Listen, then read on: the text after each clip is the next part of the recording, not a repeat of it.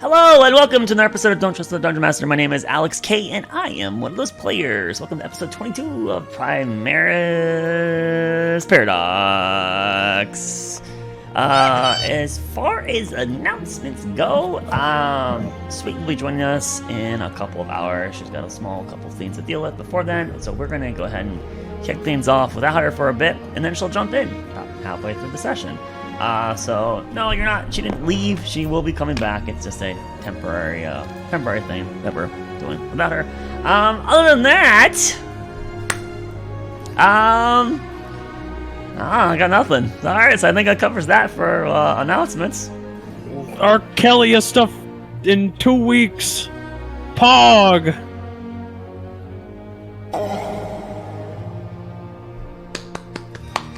Okay. All right, lucky roll. Lucky roll time. What is this? What is this, Mike? I don't know who rolled this. She rolled a 2. Okay. Okay, let's find out what we Let's got. see. No, alright, there we go. From highest to lowest, come up with a name for Tiberius Finch's theoretical ship. Yeah, so just come up with a name for a ship this guy would own. That's all. Starting with Mike.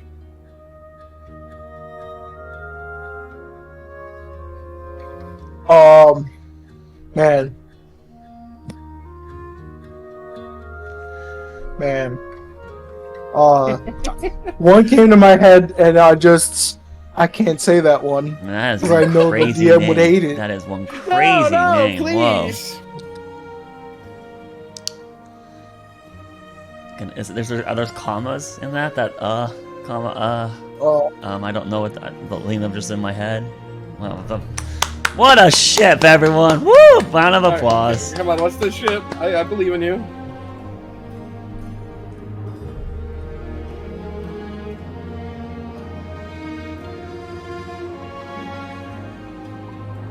The possible fortune. Okay. Next on the list is none other than DTW.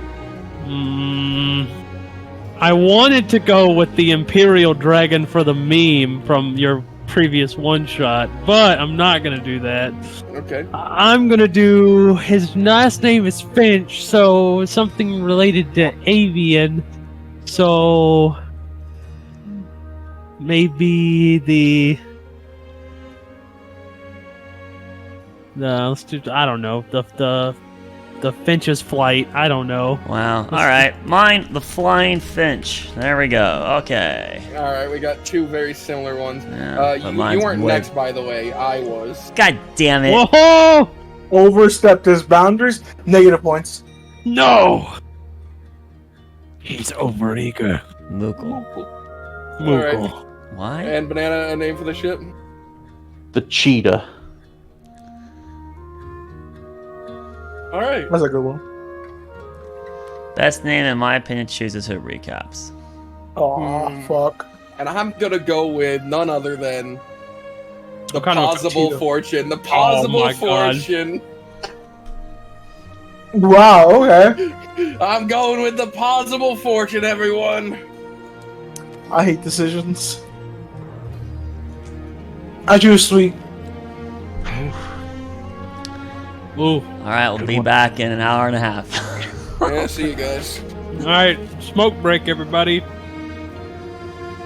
Come on, Mike. Choose someone. Choose someone, Mike. You have to choose. Because DTW had done it 2 times in a row. Couldn't be 3 times in a row.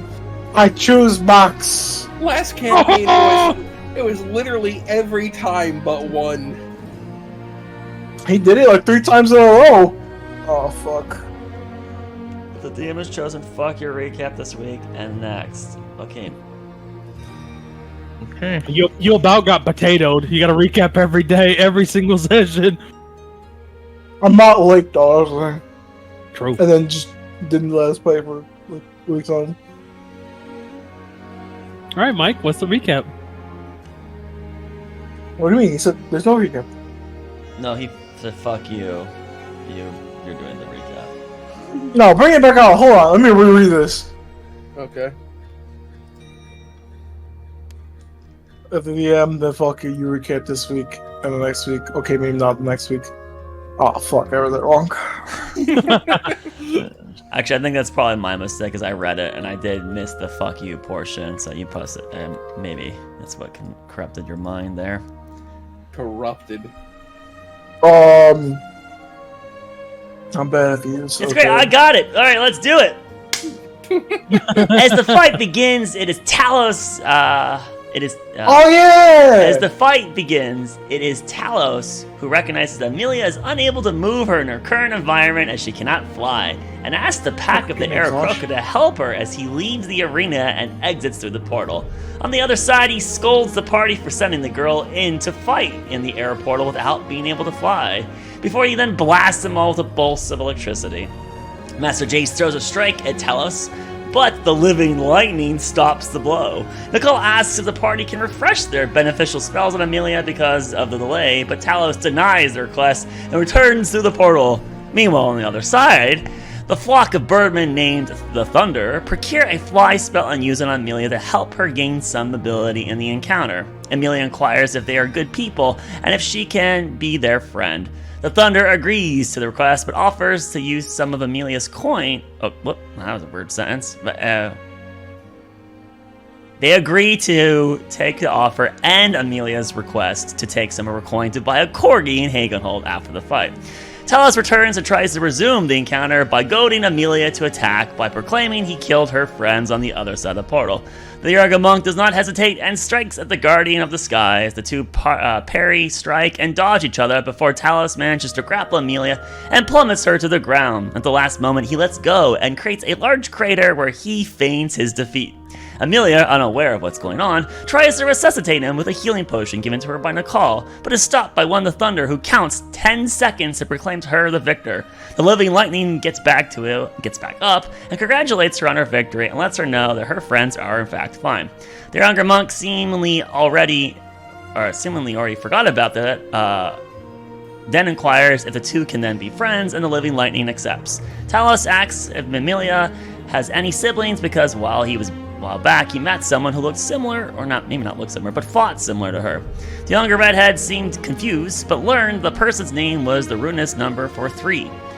Talos helps Amelia get back up to the portal where the two agree to play again in the future, play being in quotes, and Amelia then heads back to the portal to meet her group of friends that she claims as family. Upon Amelia's return, the group celebrates and is awarded with their fragments to the Path of the Dragons. Amelia eagerly shares what she's learned, the friends she's met, and the corgi that soon will be joining them all at the guild hall. Nicole takes Sidak aside, concerned about the other person with similar tattoos as Amelia. He suggests that maybe the reason why Amelia has no memories is that she was a test subject for an experiment back on Romaros. Sidak regroups with Kaelin, who appears to be badly hurt. The half-tabaxi alerts the Wood Elf that he succeeded on his test and will be joining the group on their Path of the Dragon. Rooms are procured at the local inn. Thrak goes to bed early while everyone else gets some dinner. Sidak fetches everyone some bakery items and runs into 2 mousefolk merchants who are in a dispute about which is the better baker. Sidak's presence doesn't dissuade the animosity, and a shootout begins between the 2 small folk before both end up getting arrested. He decides to visit a different baker and gets some dinner for everyone and delivers the food to the group.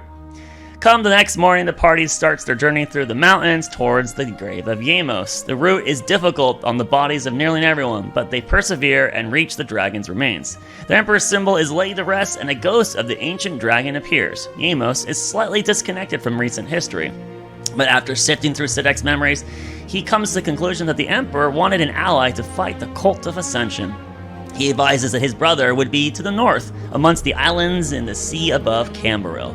He notifies Nicole that Iridel is still alive amongst the Pantheon, but his domain was stolen away. As a parting gift, he bestows the last of his magic into Nicole's shield and returns back to the Sovereign Halls. The group continues to the other side of the mountain, to the Zarmos Temple. Kaelin lets everyone know that since he has walked the Path of Dragons, he is willing to join the guild now. He says goodbye to Lunders at the temple, and the group meets up with the Emperor. Zamir pays the group for completing their quest, but regrettably informs everyone that his teleportationist is no longer available to teleport them back. He has, however, hired a boat to take them to the auction in the steppes. The party heads to the port and meets up with the short in stature but big in personality, Mr. Gold, who's the owner of the vessel. The band boards and the boat as it begins to sail away from Camberwell. Short in stature. Perfectly normal. Yeah, perfectly normal for a gnome, actually. All right. Carlos was also notified that you were a child, and then proclaimed special why he was a child, and we said, "Don't worry, she's a special child." I mean, really, that's some. Amelia then multiple times walked up to Nicole and Aurora and was like, "Why you no like?" I mean, yeah, And that's when that's Amelia true. realized. I mean, but like, it's a summary. I mean, I could have also talked about Thrak basically being an exhausted mess. I mean, to higher detail. I could talk about Sidak and his growing doubt that will he ever see his family again, and he's kind of as uncertain of Arendel's future. But it was a prevalent scene. Amelia trying to get Aurora and Nicole to have any sort of eye-to-eye situation. Nicole talked about potentially someone else that he liked that was a redhead. Well, you never mentioned a redhead specifically, but Yeah, Nicole did mention that he had a woman that he is pretty sure supposedly in love. You didn't mention the hair color. Supposedly in love with. well, Yeah, there was also. Oh, jeez, I just had it a moment ago. I mean, it's whatever. Yeah, it's a summary. We're good. Wait, redhead. That's not a drow. All right. That's why he hates humans. He got rejected. Gasp. Yeah, Oh! bro. Must have It been. comes full circle. Fucking incel. I knew it. All right. So as the group boards the Golden Galleon, a great named ship with its owner, Mr. Gold, who isn't wearing a whole lot of gold, by the way. The picture is very accurate. He's to very his being. He's bold wearing a in white little personality. suit. He's got a golden heart. He most certainly does. And as your group is boarding and they're lifting. By the way, there's 30 or so unnamed sailors moving around above and below decks that are Sick. not going to get their stuff, like their little tokens. Wow, unnamed soldiers? I didn't put them up 30, there. you said? Yeah, 30 or so Oh, in jeez. total. Oh, wow. Not soldiers. How many other sailors. passengers then? There doesn't seem to be many others. Just the This fish seemed to guy. be like this was Mr. Gold going. Is this really Somehow, Tiberius? Did he have the same basic name as? Oh, it's not the same name, but Marius Terrius. It's so similar. Marius. Terrius. His first name is Marius. But Terrius, Tiberius, it's so similar. No, come on. You Why is think that Aurora over there?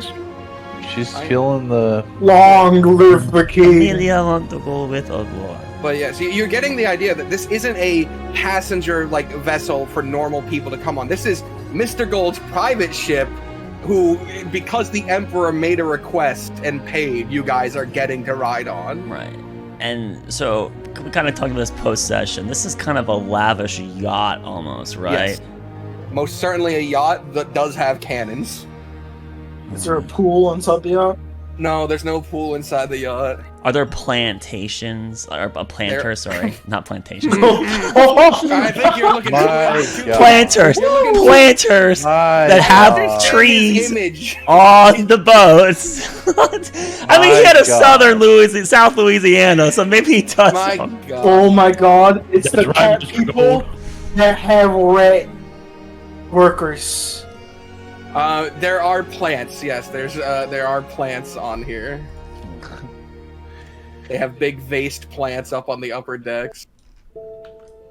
And yes, as you're all boarding on, making your way below, he welcomes you. He's like, yes, come on in, please make yourself at home upon my glorious golden galleon. And it doesn't wait for you guys to do so. It begins to move, heading towards hopefully the auction. You guys, it's all just faith right now. The Emperor's a good guy. He wouldn't just send you out into the sea. But it's hopefully heading towards the auction. You guys have your own rooms. One of the help, that being not Conway. Where is he?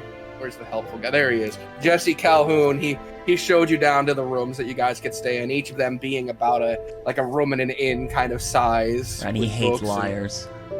He hates liars. Yeah. So, travel begins, and your party goes about their day. Amelia goes up to one of the random people. Guard or crew? I don't care. Anyone. Any person that seems... Someone that seems part of Mr. Gold's association. Who would be like... That'd be that looks like everyone besides Mr. Finch and his bodyguard. Yeah, so whoever you want to random into it. But Amelia would go up to that, whoever would be the closest, after exploring the boat for 20 minutes, right? Mm-hmm, sure. This boat not made of gold? We're gonna go with Kenny the Kid Kennedy. Well, yeah, you think gold floats or something? But name Gold Galleon. It's just on a matter of fact that Mr. Gold's a lavish personality or nothing.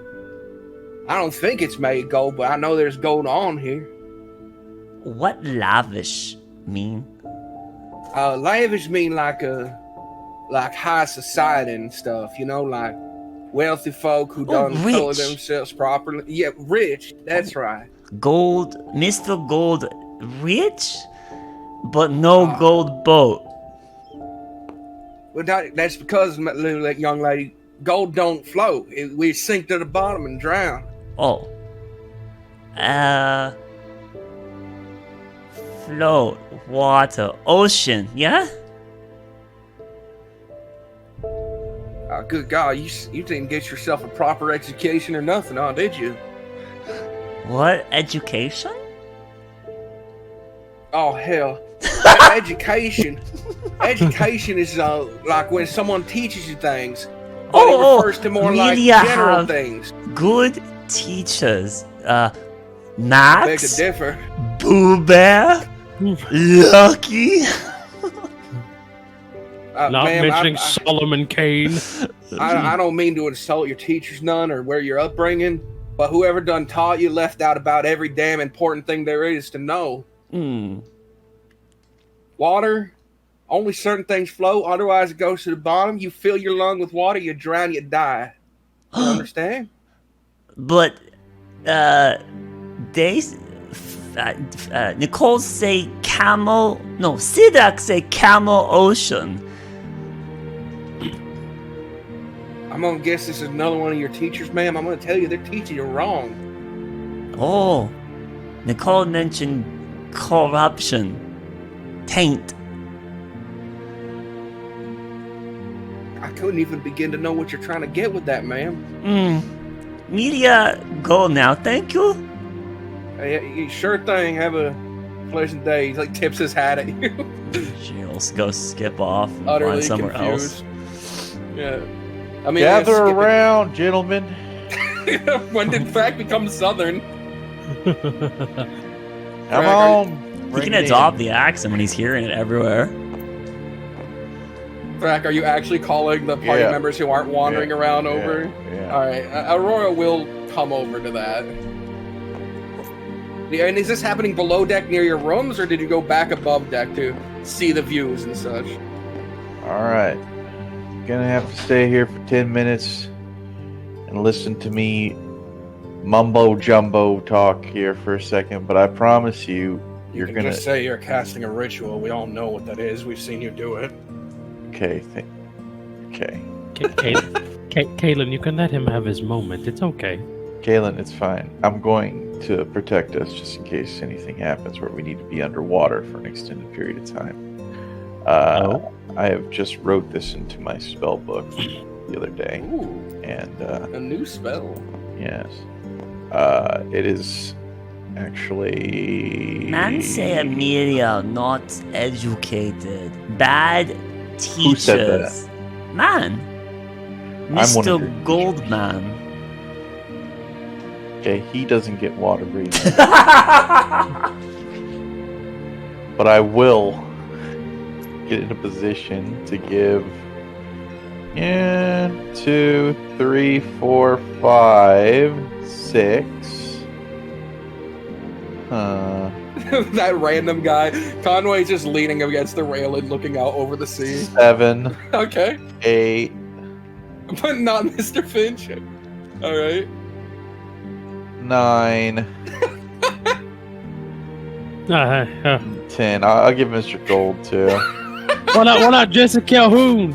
Alright. I think it's 30-foot range. Mr. Gold might be a little out of range. Oh, it's okay. I He's can't actually get everybody. You give it to 10 people. Party members preferred. All right. Party minutes preferred, but 1, 2. Excluding him. Yeah. 3. Just list who you want to exclude. All right, exclude. I can do 4 of them. There's also 30 non-tokened NPCs too. Yeah, you're Well, wondering no, I'm about... just giving it a Conway tweet. Pretty cool. Okay. Joseph Okay. 9 Lives looks pretty fucking cool. Okay, Patches looks like he could probably breathe underwater already. Carter Monroe, he looks pretty fucking cool too. But he's a little prissy, huh? Look at this guy. Look at that jacket. I'll give it to him. Okay. And then Mr. Gold. I'll get Mr. Gold in there. Can't have Mr. Gold drowned to death. Look at him. Yeah, while he's Look at just the poor guy. wandering about. You cast the spell. It swirls amongst all of you. What is it? 8 hours? 24 hours. 24 hours. All Good right. Yeah, for the time being, fucking Kalen grabs at his throat, like feeling about. You're going to be able to breathe fine. However, if you do decide to go underneath the ocean waves for a quick swim, you'll find yourself being able to go deeper than you thought. No, man say you go down water, you die. Normally, but when Thrax's around, that's wrong. What? Man, not... Amelia, magic. Have you ever thought about practicing magic before? What magic?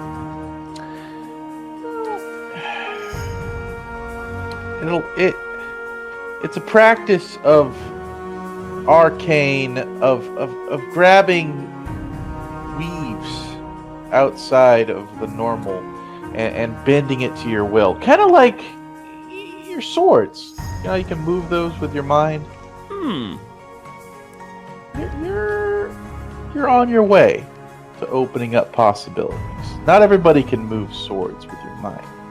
While this is happening, DTW and Mike, with your exceptional passive perception, you can see that one individual upon this ship, or I suppose two, have taken a peculiar notice of your group. They seem to be focusing on you, and that would be Mr. Finch and his bodyguard, Joseph Nine Lives Parker.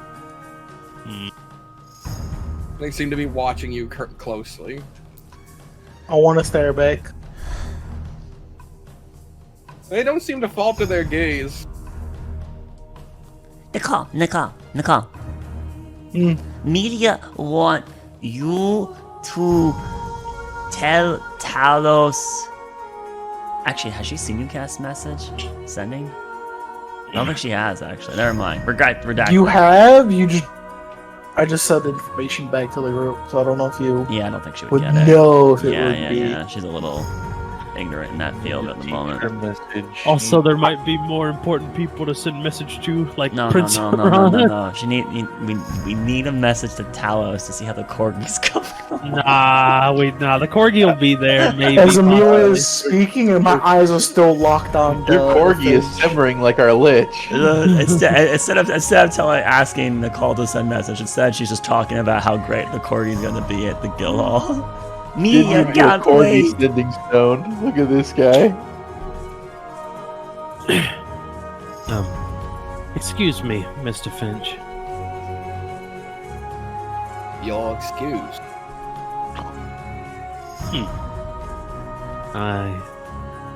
Since I figured we're going to be passengers together for the next month, I thought I'd get to know who I'm traveling with a little more. And I see you and yours have a keen eye and have been looking at our group as well. I figured why not introduce each other more appropriately?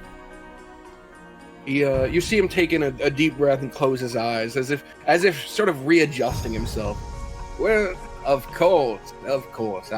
Sorry I came off hostile. Do you smoke? He pulls out a big roll of cigars, like a big case of them, and pops one out. No, but I won't refuse the gesture, and he'll take one. Yeah. As you hold it, you see Joseph lean in and snap his fingers. He doesn't have a lighter. He is casting some form of minor magic, and he lights it for you. Does he have it like where it's off of his index finger, like it's a gun? Just off of his thumb. He like snaps his thumb up, and it lights at the tip. You see, Sidek will light the cigar, lean forward with it in his mouth as he starts like puffing it to try and light it. Like, It needs you to take the Inquisitor mask off. Oh, nah! He just slips it off just enough to get the cigar underneath. Yeah. Can he still see with it like that? Yep. Ever since he attuned to it, and no part of it seems to block his vision. It is just a see-through surface. Excellent. You'll have to forgive me. I'm surrounded by enemies at the moment. What a curious thought. Yeah. What? I'll go more into it come later in this journey, but for now, my name is Tiberius Finch. It's a pleasure to meet you. I am Sidek. Me and mine represent the newly appointed guild created by Prince Aaron to right wrongs throughout the fingers. You see his eyes raise like a little bit, like there's a shock there. Mm-hmm. And you find yourself all the way out here for what purpose? Well, we had just finished a request from one Emperor Zamir, and we are now traveling to the steppes. I see. We might have something more to discuss at a later date. I mean, yes, I hate to be not forthcoming at the moment, but there's some things I need to make sure of before I go blab. And you see, I'm a victim of arson right now. My ship, the Possible Fortune, it was sank to the bottom of the ocean just over there at the dock. Luckily, the kindness of Mr. Gold seems to extend even to his enemies, and here I am. I am terribly sorry for the loss of your ship. I'm afraid that arson on ships is all too common nowadays, since King's Hold as well had a massive arson of ships lost at the docks. I don't know if news would have spread thus far at the time. Perhaps you could tell Mr. Gold of this during dinner. Mr. Gold likes to host public dinners even on the ship. You, of course, will be invited, being friends of the Emperor. Well, since it seems that you need to look into some things before we speak further, are you a fan of tea, Mr. Finch? He looks over at Joseph. And myself, personally, I prefer coffee, black as can be. But my friend Parker, he's a fan of the teas, of the finer varieties. If we find ourselves to be a personable coupling of friends, I will invite you down to my room sometime. He nods his head and says, well, I look forward to that meeting then. And he'll reach out his hand, like to shake his hand. The feline looks at it for a moment, a hesitant glance, but then he reaches out and shakes your hand. Nodding while he puffs the cigar. He'll take the cigar and he'll pass it off to Joseph. Would you mind finishing that for me? I wouldn't want to waste it. I don't smoke, Bella. He grinds it into the side of the ship, putting it out. Wow. Thank you for the chalk. Good day. Of course. I'm sure we'll be seeing plenty of each other, like you said, a month of being theoretical roommates in the situation that we find ourselves in, and I don't see running as much of a possibility. He looks back over his shoulder towards the ocean. Right, well, hopefully none of us have need to run from the ship. Hopefully. All right. Returning to your party, the day progresses slowly until eventually, come in the evening, probably around 6 o'clock, Mr. Gold does come out from below decks. All right, everyone. It is dinner time. My beloved guest, Mr. Finch, friends of Zamir, would you please accompany me down to the dining room so that we can enjoy the pristine sirloin steak delivered from the cows of the Emerald Isle? Wow. He heads below deck after saying that, expecting people to follow him. What steak? Delicious. It's Delicious. it's a cut of meat from an animal. When cooked well, it's quite delicious, like Thrax says. Right. All right.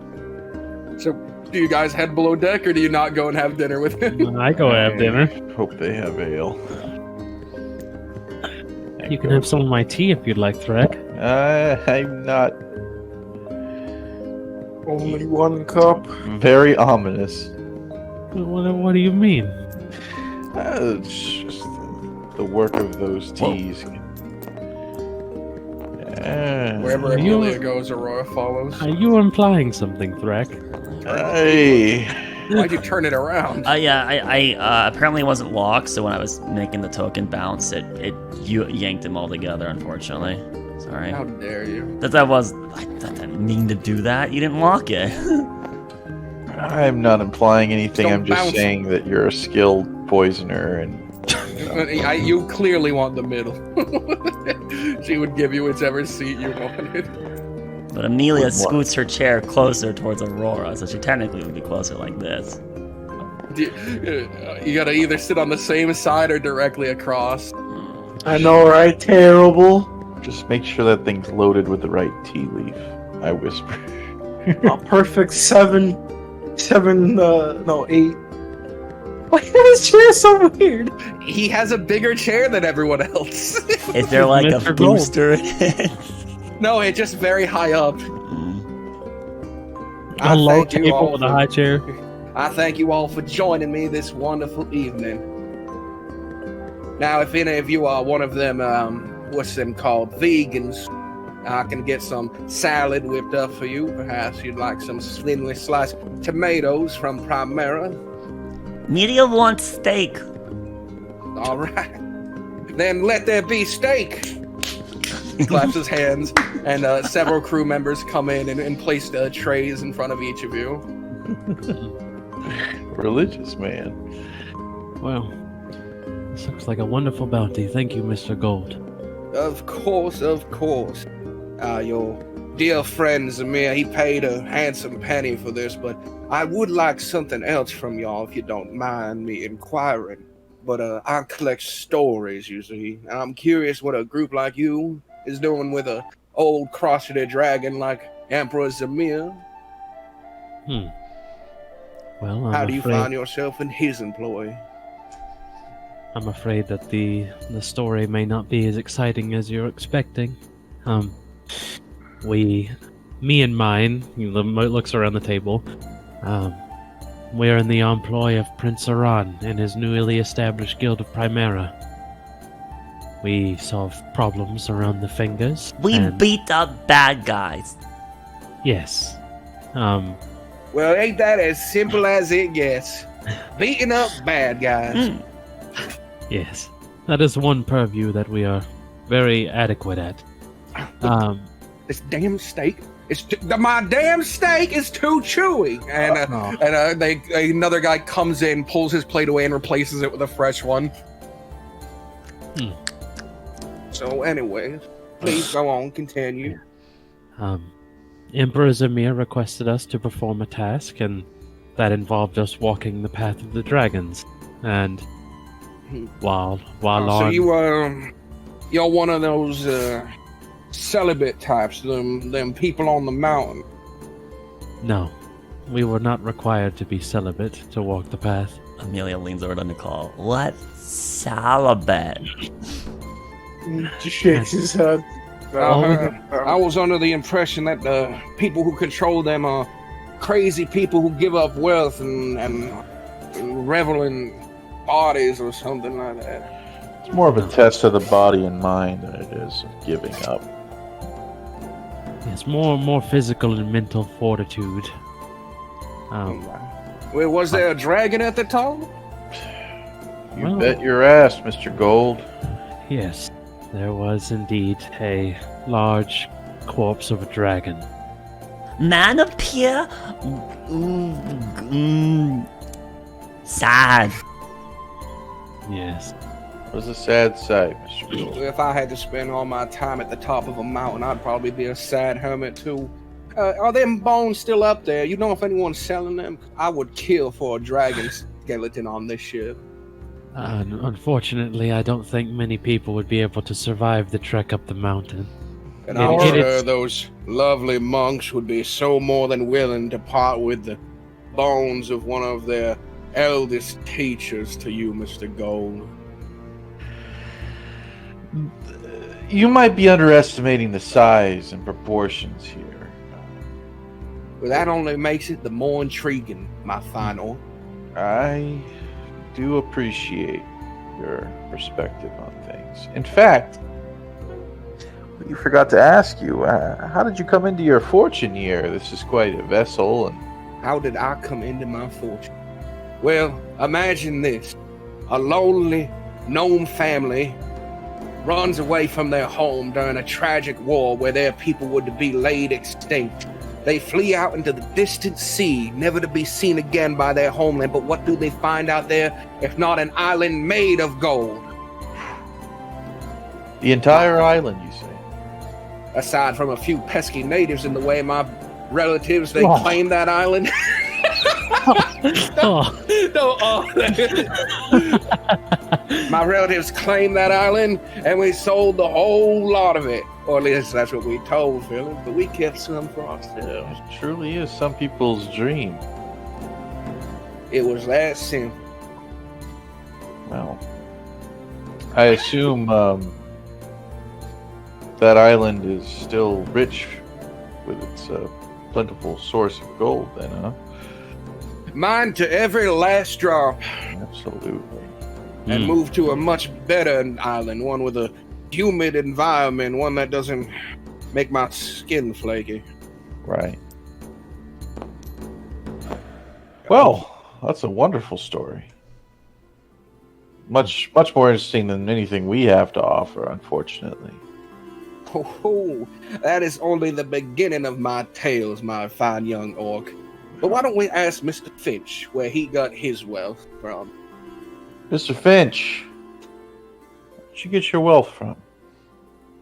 Well, I suppose it's not as lavish or interesting as Mr. Gold's tales. I didn't stumble on no island, nor did my ancestors.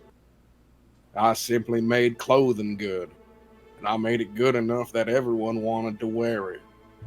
Eventually, kings and queens wanted to wear it. When you become a royal tailor, your family gets some benefit. Oh. I invested my money wisely after that, and now it's come back to me sevenfold. Royal tailor, huh? For who? If there's a king out there, I promise you I've made their casual attire. I try. What does this guy look like? What is he dressed in? Oh, he's dressed in very fine clothing. He has a top hat on. He looks a few hundred years ahead of the medieval era when it comes to his dress attire. But it's fine clothing. Has buttons. Has not epic. What are the fucking shoulder pads called? epaulets. Yeah, epaulets, and they got the sleeves that are rolled back a bit with the buttons in them. He's nicely dressed. But I assume that asking is so that Mr. Gold can make his classic joke about who makes his suits. Well, you took the fun out of it. Ain't no fun if y'all just give up the punchline. Ah, well. As Mr. Fitch told you that I'm actually doing him a favor right now. His ship got a nasty spell of arson. Someone burned it down, probably one of them cat folks from the desert. Who knows? Perhaps the heat did it, probably not a tempered, well-used boat. So I offered to ride him to the auction, because that is where we were both going.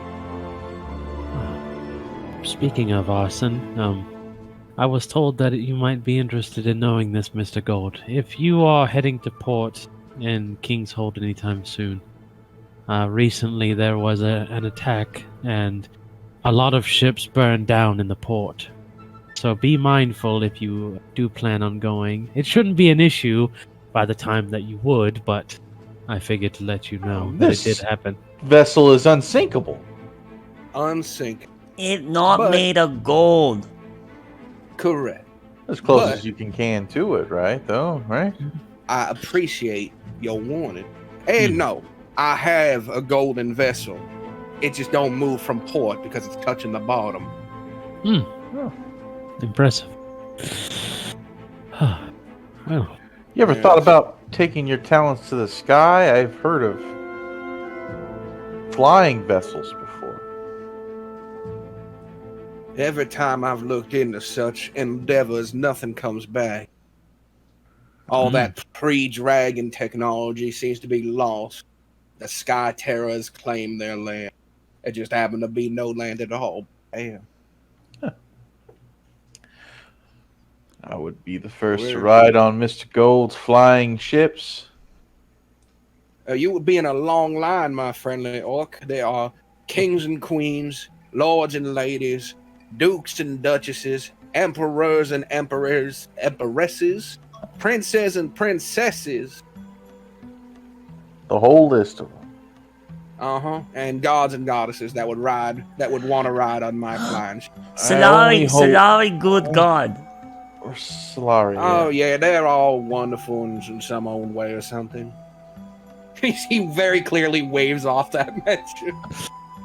right. Well, if you excuse me, I have finished my dinner. You've barely touched your dinner. There's a whole half a steak there. Well, I've stomached as much as I can for the time being, Mr. Gold. Now, Oh, surely a fine gentleman like yourself wouldn't leave before dessert. and that's right, dessert. And we have dessert coming any moment now. Well, I hate to disappoint, but I'm lactose intolerant. Oh, please. I will be heading the to cat. my room. Mm. Thank you, Mr. Gold, for your ever so warming hospitality. I'll see you tomorrow, I'm sure. Mr. Gold. I sense some tension between you two. Well, I gonna that my rival there, my good friend, certainly. I think he might blame me for the arson, which is just a preposterous claim. Insight check. Go ahead, roll an insight. So yeah, I burned down his vessel. Of course I I did. have terrible insight, but And then I offered him a ride. it's just a 9, just a straight 9. He's conniving. He's a conniving little creature, and he's certainly pompous. But whether he did it or not is in question. But he doesn't seem to care that it happened too much. There's no genuine care that it did. Okay. Oh, it's wonderful food. Not Oh, to be wow. traveled with little issues like that. Well, What? Oh, by the way, tomorrow's dinner is going to be a big pork roast. We got the whole pig on here, still alive right now. It'll be dead before tomorrow. that's day 2. Do That is day 2. you have fun teens on boat? Fun things on. Well, I know that we have down below. Who is it? Is it Sweet here? No, that's a Oh. Kyle just checking in apparently. Okay. You didn't answer. Baldric. Answer my I phone. know Oh, down below just we called have 2 hoops Are you guys- and a jingle ball. You You guys are playing, right? Yeah, Saturday campaign. Okay. Okay, cool. All right, I was just double checking. All right, bye. Why? Oh. So we have 2 hoops and a jingle ball down there, along with lots of paints if you want to try drawing or something like that. We have books aplenty, so you can keep yourself well learned.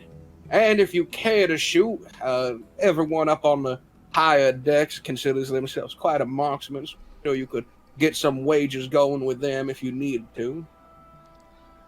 So he said there was ball games? Sorry, but... He said that they have jingle hoops and a ball down below deck. They also have paints so that you could draw and stuff. Amelia want to go ball. You want to go play Jingo? Yes, I think this dinner was getting rather old. Where is that dessert? As he says that, they quickly bring in like some cake that they just sliced. You can tell there was no original dessert plan for this meal, and they place down a slice in front of each of you. That's for Amelia. Uh-huh. I give mine to Amelia. And I'm sure that come Thursday there will be another dessert ready. He like sort of glares at them and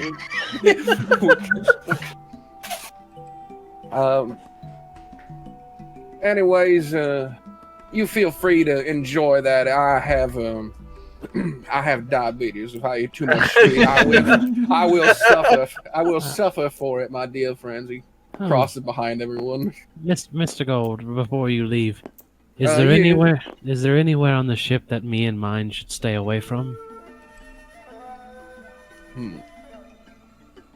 Well, I don't. What do you intend to get into? I suppose my quarters ain't no reason to come in, but if you knock, I ain't gonna tell you to piss off. Right. I just wanted to make sure that there was nowhere that you needed no one to stay away from, or because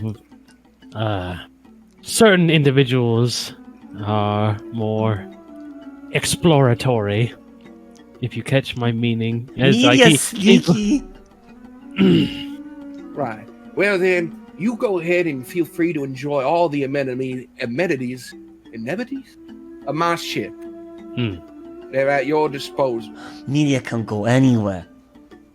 With permission, Amelia. Not as fun if given permission. Yes, well, it's better than being incarcerated. That's a word we're going to teach you. It means imprisoned. Costing? What? Jail. Jail? What's jail? You remember the prison with the Dragonborn? Jail. Bad place. Yes, you don't want to go to jail, which is why you don't want to be caught doing bad things, Amelia. Don't get so caught. Don't do bad things. He's gonna do bad things. Well, good thing Aurora is sticking to Amelia's side. It's like glue. Sidhak say by Amelia lockpicks? Where Amelia lockpicks? What are you referring to? Before both. Amelia here, Sidhak say buy lockpicks for Amelia? Do you remember that, Kaylin? No. See? Aurora, Sidhak say buy Amelia lockpicks, right? How does Aurora respond? I think she'd go, he did! In a big fucking happy voice. I stare at daggers at Aurora. I stare at Aurora as well. I try to eviscerate her Aurora soul. here like Amelia. Where I think Aurora would say, like, what kind of trouble is she gonna get into? We've been allowed to go everywhere. Amelia, I need you to listen to me seriously. Amelia always serious. No, I'm deathly serious because you could cost our group a safe passage.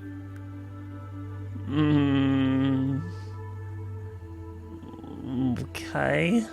You can have these lock. He pulls out a brand new set of like thieves' tools and slides them over to Amelia. And then right before she's about to grab them, he'll pull them back a little bit train privately in your own room with locked items. Do not use them on anything else on this ship.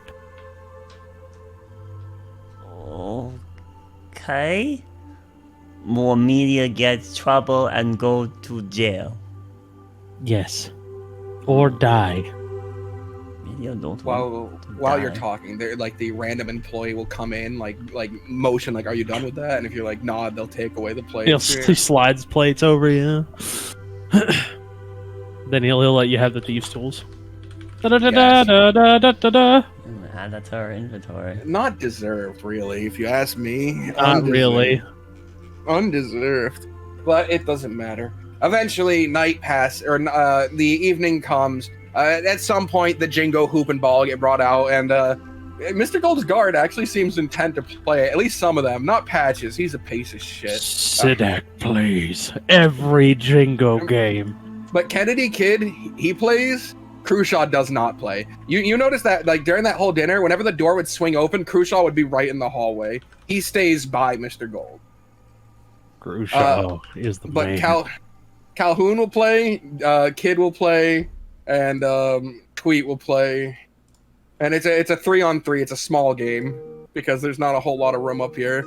People are kicking it off the main mast to make it happen, but that just happens during the time. Amelia, you practice with your lock at some point. Nighttime passes, and the next day starts. It's much the same. Waking up, there's the sound of waves coming from your room, because all your rooms do have a sort of boarded window that is held up. You can pull the thing to make it close so no light comes in and no sound comes in. You are high enough to where you don't need to worry about the water unless a big wave hits. The next day is much the same. You wake up, maybe some of you try painting, the day goes on. At some point, a few of you try fishing, because they do have fishing rods here. That's something you could do for fun. Dinner happens. Mr. Gold tells you big stories about slightly less rich people than him and how they're pathetic and they do shitty things. Oh, hey, Sweet's here. So then I push her over the. Oh, And at that point, Aurora goes tumbling down. At some Into point, the ocean some below. point, Really? Sidak would No. see, like, I'd wake up with Amelia trying to lockpick his door. I leave for an hour. Just to and this is catch what you up, happens. Sweet. Mhm. The ship has been hospitable. People have been talking a little bit. We're just skipping to day 2 right now. There is something on the ship Nice. every single day. Mr. Gold, come dinner time, he hosts a dinner with your group and the other rich guy on the ship. You know, Okay. so there's a Alright. dinner where everyone sits around and chats. But it's just been that. Amelia got her lockpicks, but it's been nothing else really. So day 2 is happening, unless there's anything you want done. Aurora. Yes.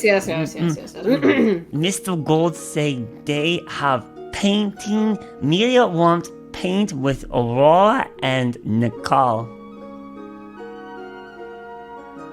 To paint? Oh, I'll go painting. I like painting. Okay, Amelia get Nicole.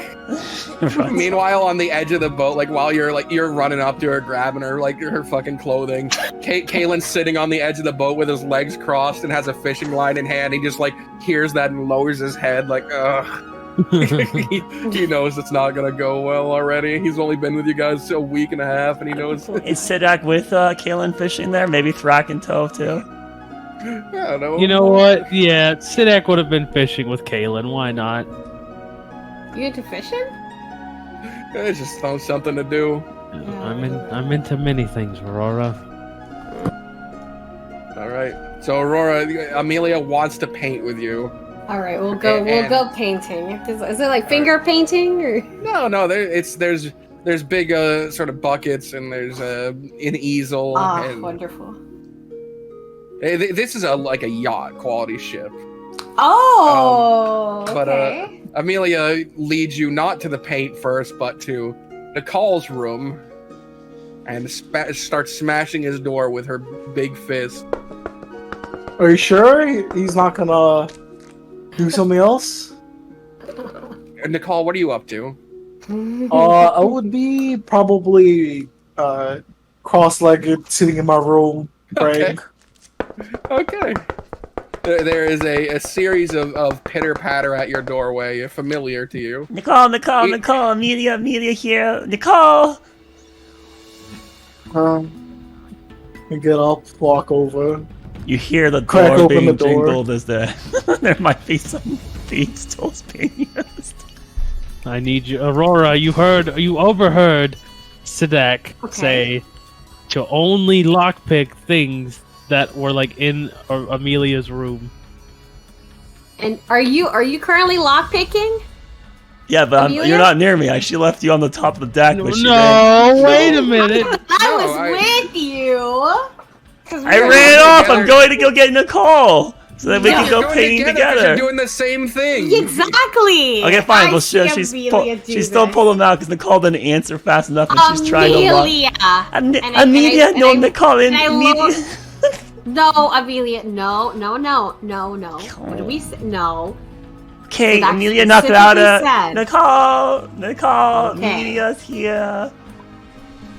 I crack open the door, and one single eye pokes up. Hi, Media want you to come paint with Media and Aurora, okay? With your eye peeked out, Nicole, I get into your line of sight and I just wave. Ugh. You can just close the door if you want. Will he do it? Will he cave? Amelia's I going look to at give. Are you Amelia. gonna do it for her? I'm gonna get. Huh? Amelia's gonna pout. It's all over. Nicole don't want to come and have fun with Amelia. It's okay, sweetie. I open the door. Alright. Alright, let's go. The three of you head down to the storage room where you can find the art supplies has already been opened. There's an easel up, and on it right now is a painting of one of the bodyguards for Mr. Gold. And it looks like he's on a bed of roses, and like he seems way prettier than he did when you met him in person. And at the bottom, you see it's signed self-portrait of Kenny Kennedy. So the kid painted himself. A self-portrait. Wonderful. It is oddly sexual for being a self-portrait. Oh! It's like such a flirtatious pose, and Oh, there's no God. shirt on either. Is there like a bowl of fruit covering it? Like... It doesn't go that low. It just seems to end before that. It's chest up. But it's signed as a self-portrait. You can see the brush there with the paints out. You can just take that easel and toss it aside, throw it to the side, and then put up a new one. There's a bear that's smiling in the photo. No. How There's a bear that's... you paint?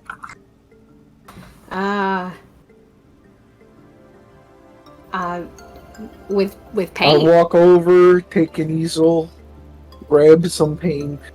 I will then cast guidance on myself, and Oh. I will start to paint. You'll roll a performance, you mean? Yes. I'll with paint guidance. too. I don't know what I'll paint, but Alright. I'll paint. Amelia's gonna watch and study both of them to see what they're doing, so that she can try to figure out how to do it herself, Let me right? see what I Haven't you seen an episode Okay. of Bob Ross? You need a liquid white Okay. full coat the canvas. Alright, performance, that is a 17. That's good. Very Yeah, Nicole, you seemed 7. not professionally trained, but classically trained. Like doing a portrait seems like something you're good at. You got the wave of the hair. You got the general function. What are you painting? Not a portrait. Okay, but what are you painting? I am painting the calm waves in a city of Rumaros. A city. Those are similar So- to portrait. Just another form of realism, really. An image you've seen. A remembering it. landscape. A landscape. A land.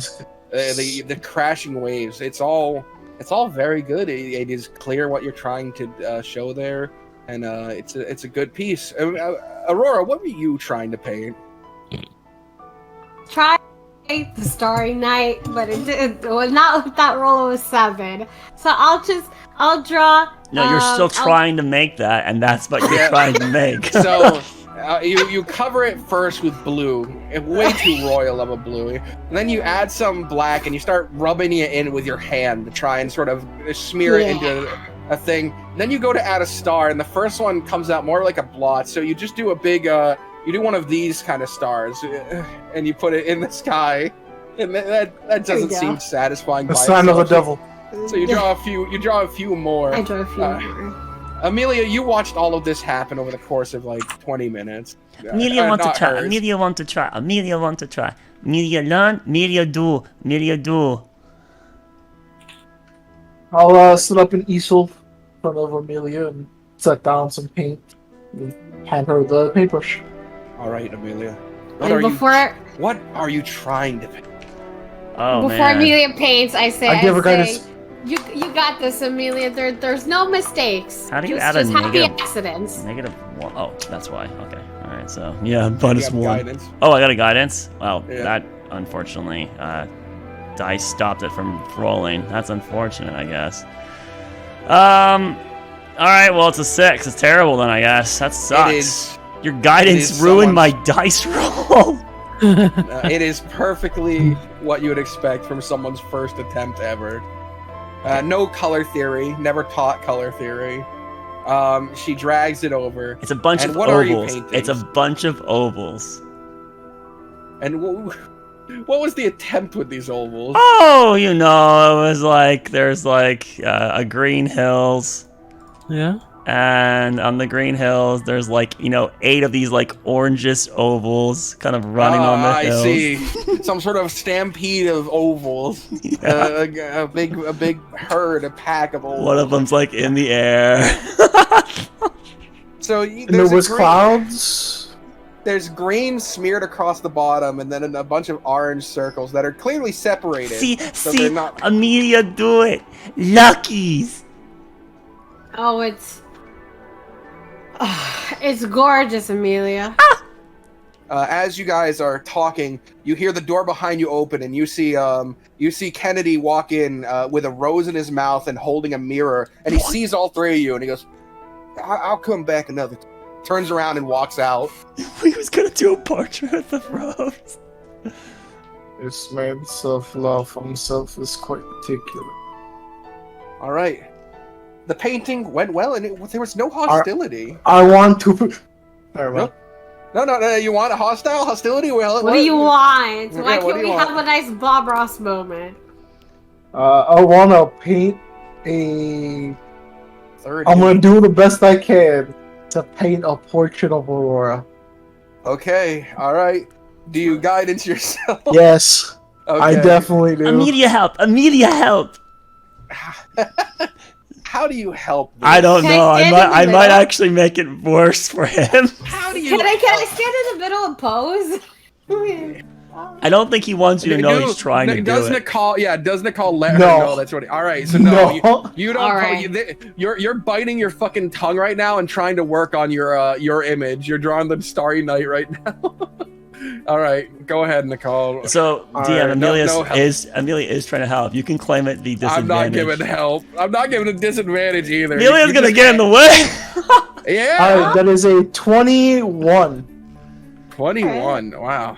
Amelia, at first, you're like, I want to help. Let me help. But then you watch as he starts to move the brush, and the whole image starts to come together pretty quickly, and you realize it's Aurora. Yeah, like And, halfway you through look it. over, Aurora! She's pointing at it. and as it comes together, it's a very pretty portrait of a okay pretty woman. You know, do we have? Okay. Yeah, No, what's your charisma?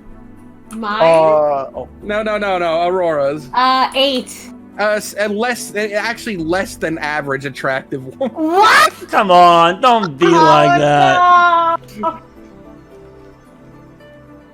All And right. for the final touches, I take the thick brush, I dip it into the black paint, Oh, the mustache, here it is. and I give her the thick mustache. All right. Aurora A don't per- have a- that. What you A perfect doing? portrait of Aurora, but with a thick. Is it handlebar or curly? A handlebar. A Aw, big, thick you should have made it handlebar curly. stash. And this Aw. is done. Aurora, you look over at all this remark, and he maybe turns it around to finally reveal the finished piece. And you see, starting from your hair down, perfect. The eyes, wow, he caught the glimmer of light in it, the reflection. The nose, it's not as wide, maybe it's a button, who knows. But then just below it, your eyes are immediately brought to the no detail, full black handlebar mustache that he's put above your lip. I look at him and I say, and I look at the entire portrait, and I look at the mustache, and I'm like, ha ha. Very The smiles funny. on Nicole's face. Immediate help There you Aurora with Sky. Are you gonna keep that portrait?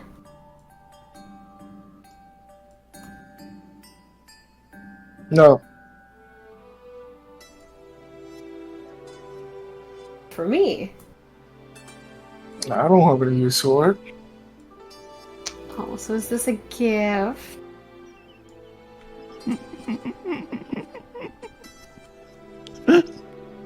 Shut up. I'm laughing at Mike, who was in a bad position. He didn't intend for that. There is no good option, Mike. Just Yeah, take there's the no L good and answer take it. here. She caught you pretty good. Get some brush, dip it into the red Uh-oh. paint. No! X mark. Gonna make another X mark. What? Clean No, the brush. you're ruining. No, Amelia's trying to stop you from doing that. My God. They Come don't on. respect your art, Mike. They Immediate don't. fix. That's Immediate fix. She's gonna try to remove the red and try to like paint over the Just spot, and she's also gonna try to smearing remove the it. mustache.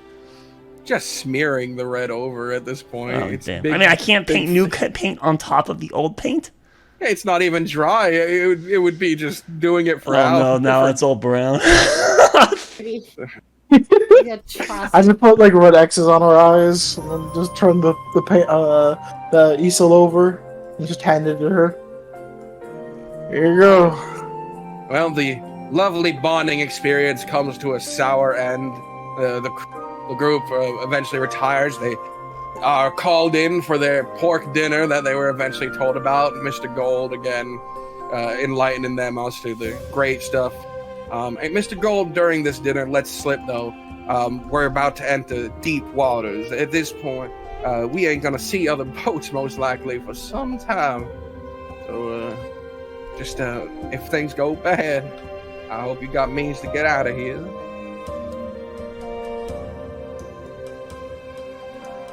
If Eyes any- start to thrack. Huh. Oh, Right. what, you want me to... If things go south, What do you want me to do? some of us here can't swim, so What do you I, mean? of course, have the ability to give us breathing underwater, but that would assume that the ship sinks, which is unsinkable. Unsinkable. Yeah, he walks out. All right, you guys The return to your Titanic. room. Days pass until we reach about a week, and it's at this point. Oh, but during the Amelia has week- so many things she needs to do. I don't give a fuck. It's about this point. No, come on. At least let me say the things I was trying to do over the course of the journey. Come on. It's an entire month. This is the first week. What are you doing? I thought it was only 2.5 weeks travel. Yeah, it's close enough. 3 That's like weeks. half a month, and you're like, it's a month. That's double. I said it's 2.5 to 3 weeks. Yeah, so like like the next day after Amelia gets to do like a lot of activities, she's eventually gonna go to Thrak, and then she's gonna have one of the books that she found on the shelf, and place it in front of Thrak's lab. Huh.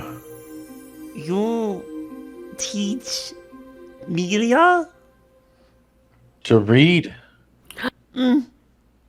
Oh, Alright. Okay. She's gonna jump and sit in your lap, even though she's like 15 years old. I'm getting old, Amelia. You're gonna have to calm down there. Now hold up the book with your mind. Okay. She'll hold up the book. It's upside down. The other way. Okay. She flips it. Step 1. All right, and I'll spend some time, reading a word and, teaching you the word and going through it slow. We'll go through it slow. Okay. La. Yeah. So the teaching commences, and it's passable. Oh. Ooh. He's a Crack is learned individual. I don't Crack roll is for alert. it. I don't even know what she would begin to roll. She already knows the language. She can, and she's a very smart creature. She can put together Creature. Agreed. creature. I never called. I would just say it's a matter of time until she gets it. It's not like a matter of if she can. All right. We're reading now. Cat go fishing. That's good. Fishing is not my favorite thing to do. During this week, it turns out the two best jingle players on the ship are none other than Sadak and Kalen. They have Yes! Oh, baby. a dominant That's my team. squad. Yeah. But come the end of the week, as you're leaving dinner one day, Sadak, you are motioned aside. I'm accosted. Oh, gas. Yes, you're accosted by none other than Mr. Finch, who says, "I think it's time we finally have that talk, Sadak." Of course, Mr. Finch. It's your specialty. All right. As I'm like with the group, I'm gonna. Everybody they haven't felt it in a while, but the tinge, the tingle in the back of their neck that's like slightly uncomfortable. Like, ugh. No, not again. Let's see how long it lasts for. Yeah, 5 hours. Nice. All right. You accompany him to a small sort of room. It seems to be rearranged into a study. His friend, Mr. Parker, is leaned against the wall. So over the course of this week, I have garnered enough that you are not one of Mr. Gold's employees under some form of subterfuge. Is that a safe assumption? Yes, we have no dealings with Mr. Gold outside of the agreement to transport us to the steps. Good. I had to take some time because there were things that I figured you would know if what you had said was true, but you don't know. You're from Primera, and you're going to this auction. Yeah. Correct. As of about 2 weeks ago, there was a meeting held in Primera where all the leaders of our great glorious world got together. Things apparently fell south there, but 2 days later, the steps seceded from Primera. There's no open war, but there is hostility. I see. Also, this auction you're heading to isn't public. Whoever told you about it received an invitation.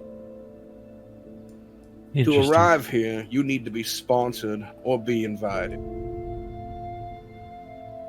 And unfortunately, your sponsorship probably gets you killed out here.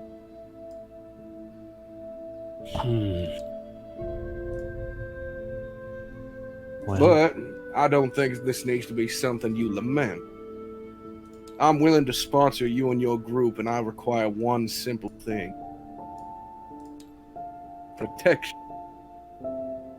protection. From whom, Mr. Finch? I believe in my heart of hearts that I will never reach the shore without protection. Myself and Parker's rooms are but one apart for convenience, they say, but I think it's to keep an eye on. I believe Mr. Gold will have me killed.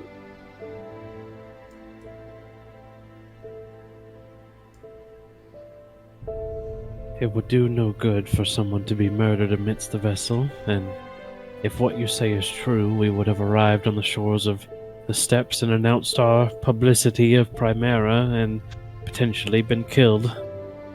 For that I am grateful, and I don't think any of my group would oppose offering protection in return for a sponsorship, Mr. Finch. For the time being, as far as protection is, I would only like you to switch with me.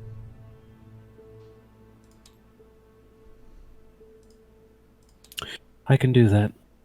When would you like to move rooms? I figure tonight's a good start. We've entered the deep water. We're out of any country's jurisdiction. If I go overboard here, no one will bat an eye. No one will care, aside from those who want my wares. These terms are agreeable.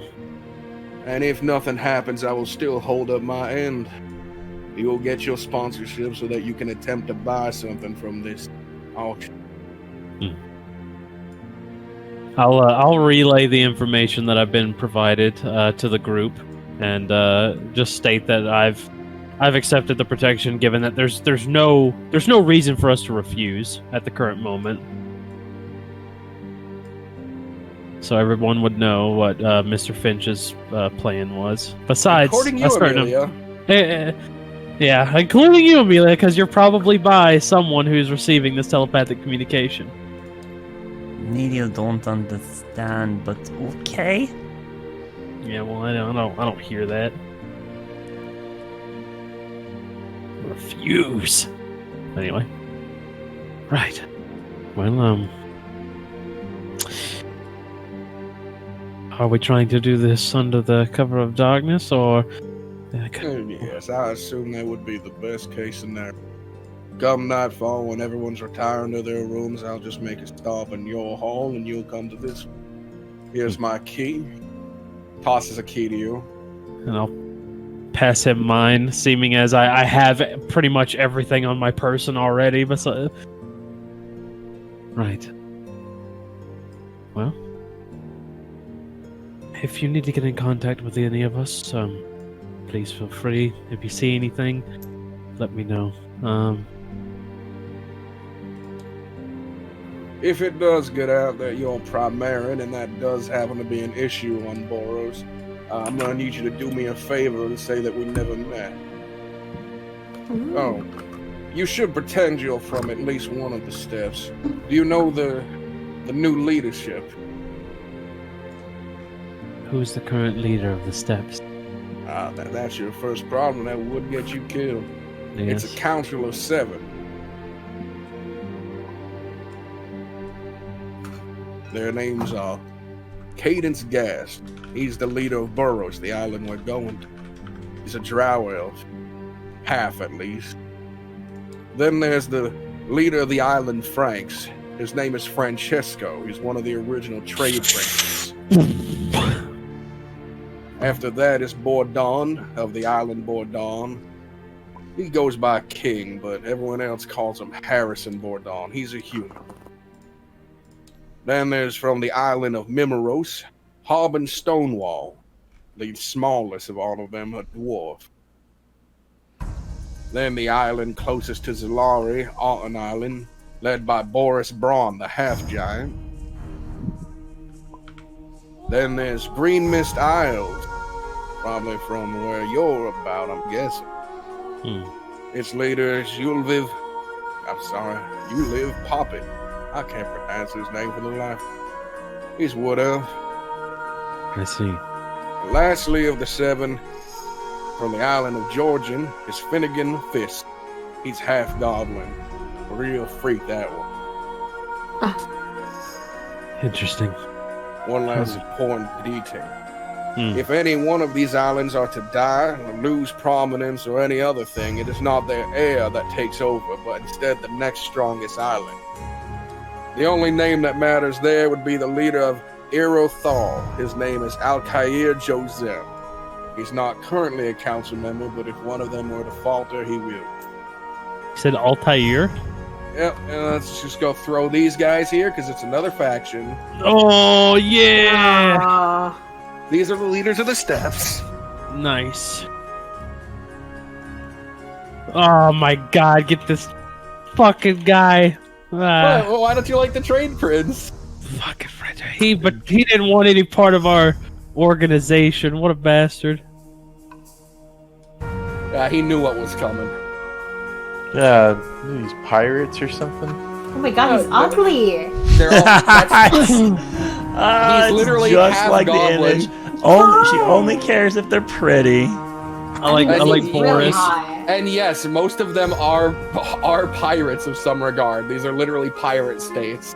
I know where a certain I like this ex player character's from.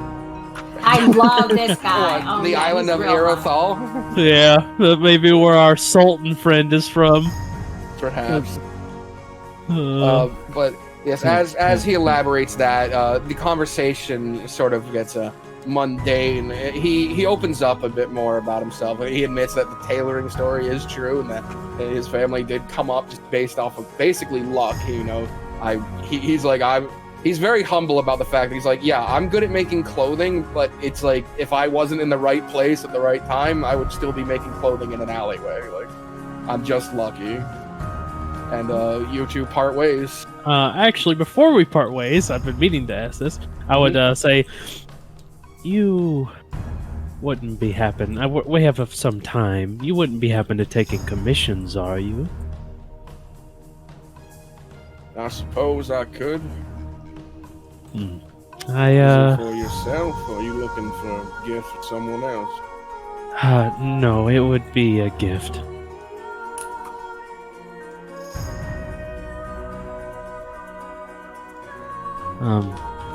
I don't know.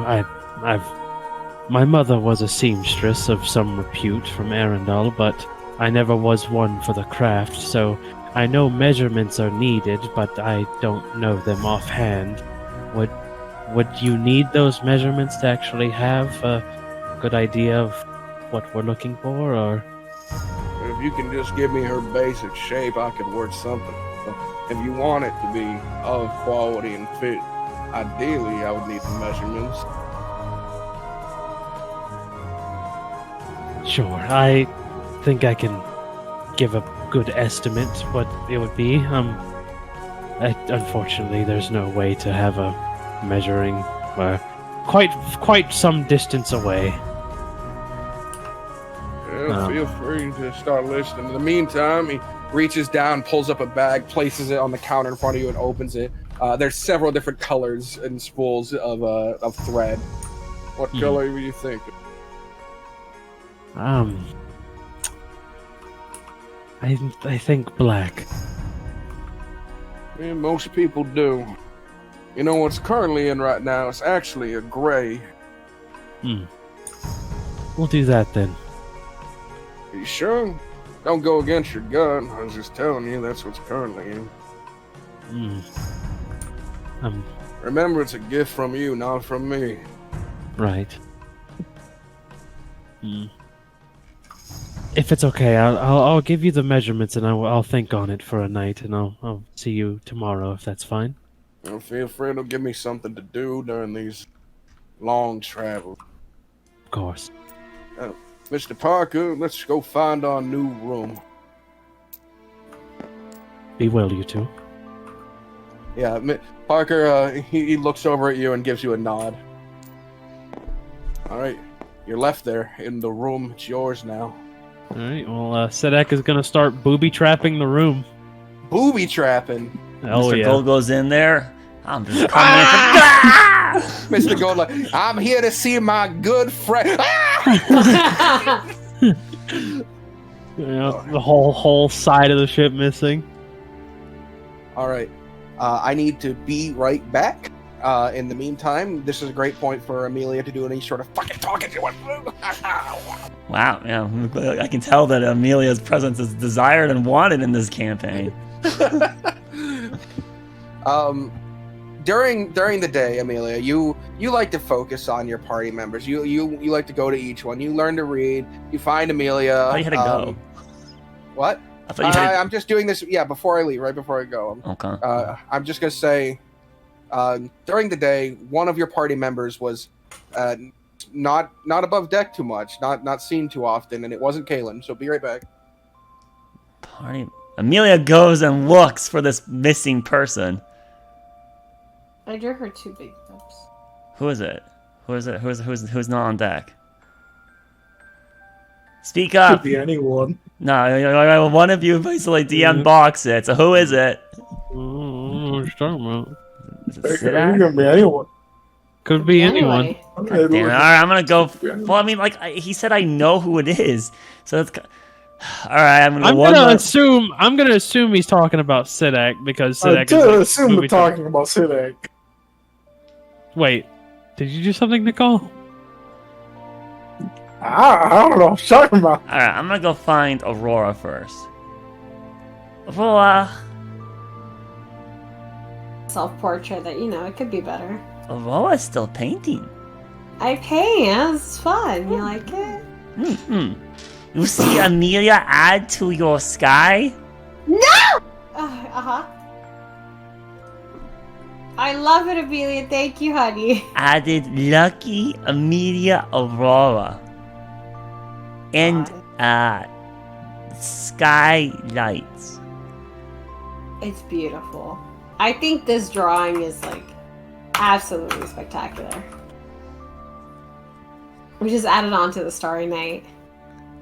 Did you need anything? Did you want to keep painting with me? Amelia sees someone missing. Amelia not know which person. Amelia needs to find them. Okay, honey, you can leave and then I'll be here painting. Amelia, come back. Okay, next on the docket. Let's go find Thrak. Thrak is busy in his studies. Ooh. Ooh. Hello? He is once again in the. Hello? Thrak, you okay? Amelia not see you for a bit. Oh, you ready for the next reading lesson? Yeah. Reading? Oh. No, Thrak don't want to teach me. No. I do. It's just usually people aren't so eager to read. Amelia can come back later when you want to. No. We're how far are we? Amelia through can our tell book? Thrak don't like teaching Amelia. No, I do like teaching. It's just that Terrible man. Thrak likes more war stories, and this one's a little bit more, not. Amelia don't understand. Yeah. Hey, I heard there's somebody on deck looking for you. Oh, Amelia, go look. Yep. Come back later. Okay. Alright. Well, can't be Oh Kalen. my god. Alright. Well, Nicole. Now let me get back to summoning mouth. Gonna go look for Nicole That next. bastard. From the depths of sea hell, I summon thee. Nicole? Nicole? Going to his room, there's no one there. Heading above deck, you don't seem to find him. Yes! Amelia gets super smart and start looking for Nicole. He fucking went overboard. Excuse me, you see Nicole? Random guy working. Johnson. Which one's Nicole? I don't know Nicole. He told then Amelia, dark skin, he like humans, yeah, but he like Amelia? I have no idea who any of these people are. If you're looking for the drow, he came from the room down there. He points to the where Aurora currently is. But he left a while ago. Oh. Okay, thank you. Amelia, go find Drow Nicole. I'm like an investigation roll to find this guy. No, eventually, just checking every room.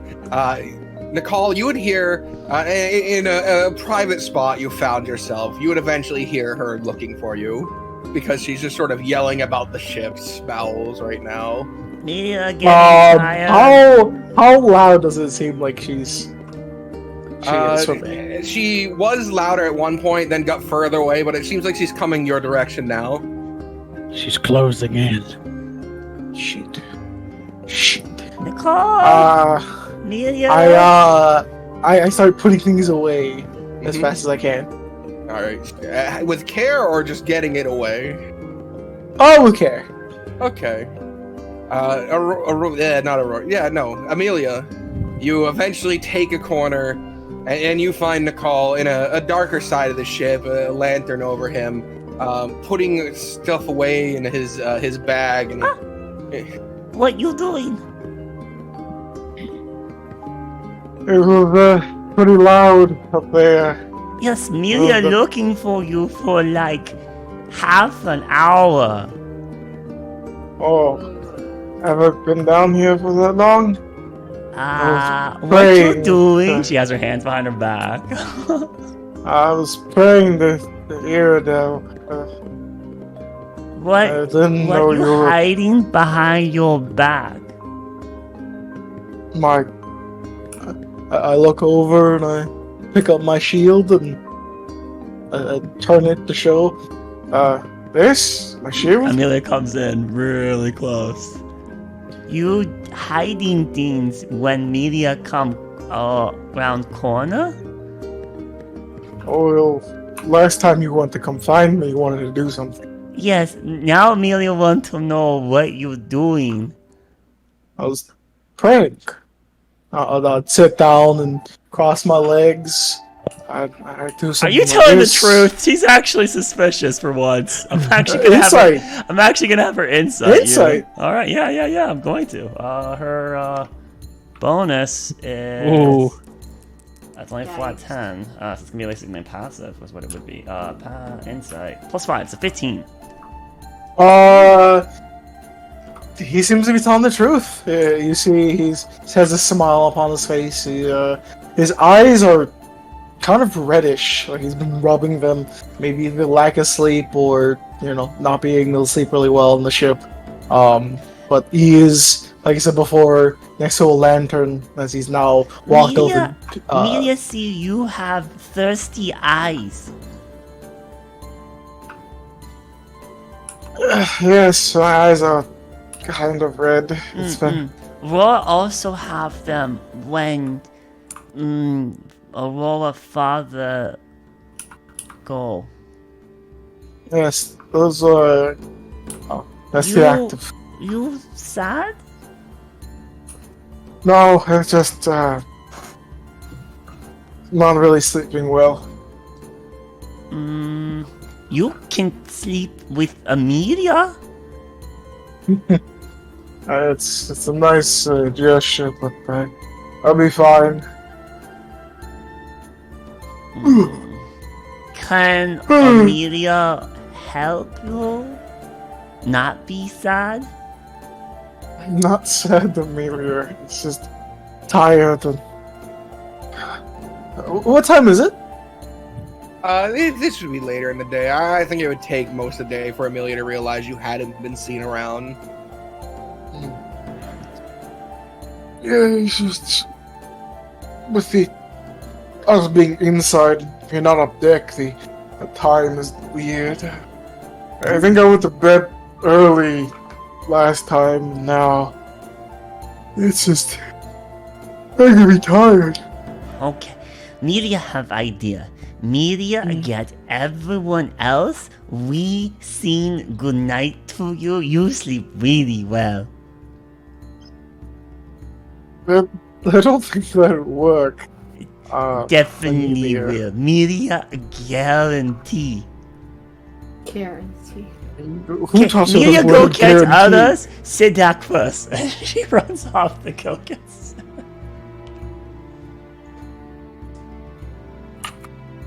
Meanwhile, Box. Yes. How far done am I?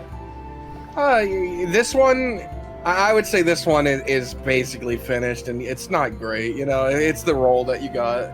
I crack it in half. I get rid of it. All right. Yeah, you crack it. You throw it smash it overboard, before throw it the. Oh, do you litter it? Oh no! Alright. I'll find out a way to dispose of it. Maybe Okay. through flames. Yeah, alright. Controlled flames. Yeah, just in a big fucking stove in your room that makes it warmer. Okay. Alright. Sadak, you're above ship currently with Kalen, who you've regaled the plan to since he was not part of the original mental link. Yeah. And he's like, all right, I guess. I mean, it's good.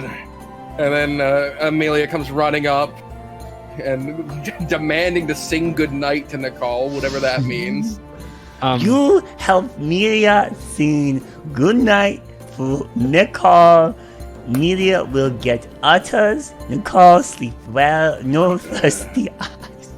Absolutely not. I'm going to my room. Kaylin, no, you have to help too. Good night, Kaylin. Okay, guys, the dog help Melia, please. Sure.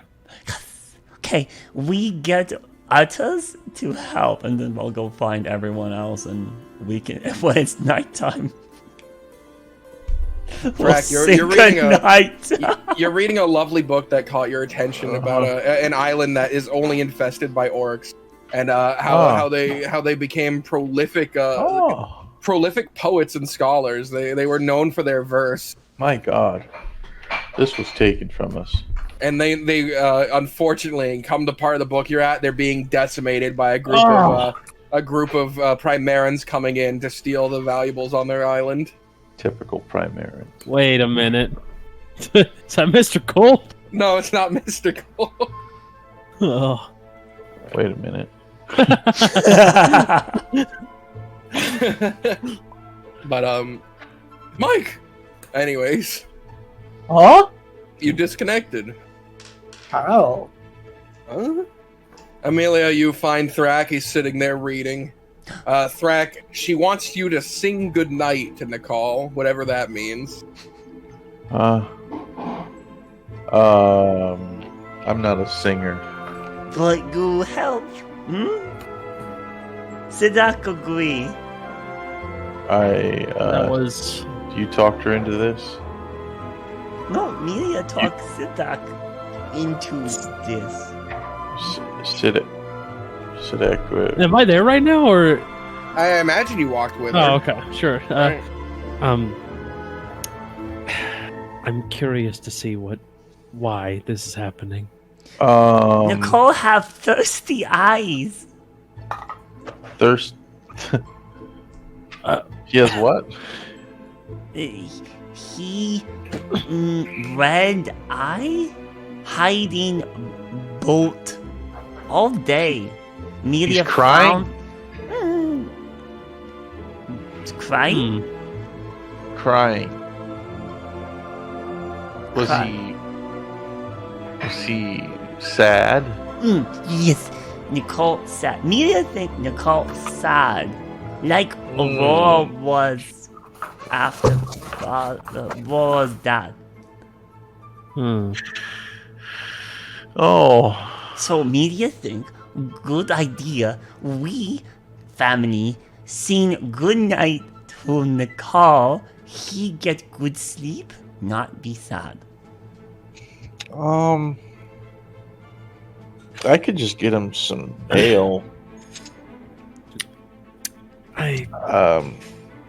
All right. You know, I'm not going to take this away from you, but Another reason that I'm doing this as well is that we'd all be in a room together, and there's something I would like to do, and I would need you all to help me with that. Ooh, Right. You help Nicole too. Good. Okay, media get Aurora and then get Kaden. No, okay, let Kaylin sleep, Okay, media get Aurora. and that's that. We only need Aurora. Okay. All right, Aurora, you're painting in the room, trying to make up for your My Failure. Your failure. No. When suddenly Amelia comes busting in. But Amelia, before you do, you can see the kid is outside the room pacing back and forth. Oh, Uh-oh. hello. You want to hey paint there. again? You know, I do most of my painting in private, so don't worry about me none, No, okay? we're going to help Amelia. Room 3 soon. You stay. Amelia, thank get. Corn. Okay, Amelia goes inside. Yeah. Amelia, you are... Aurora, you are grabbed repeatedly. Amelia wants you to help sing goodnight to Nicole. Well, she first and hugs also Aurora. Sadak. First hug Okay. Aurora, and then, like, we gotta go. Yes, sing goodnight. Okay. Alright, we'll sing a night. You sure? And Sadak also wants a meeting, so there's a pressing matter to it. Yeah, but Nicole's the most important part. Nicole. Yes, Nicole is Nicole the pressing Thirsty matter. Eyes needs to be sing goodnight. Alright. Alright. We'll go sing with him goodnight. Yay! So eventually, the entire party, minus Nicole, meet up out in the hallway. And Nicole, you are coming back to your room. It's late, and you see them all waiting there with Amelia looking big and happy.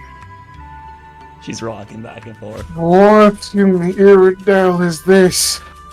You said you had trouble sleeping, so we're gonna sing to you goodnight. I thought this was a joke.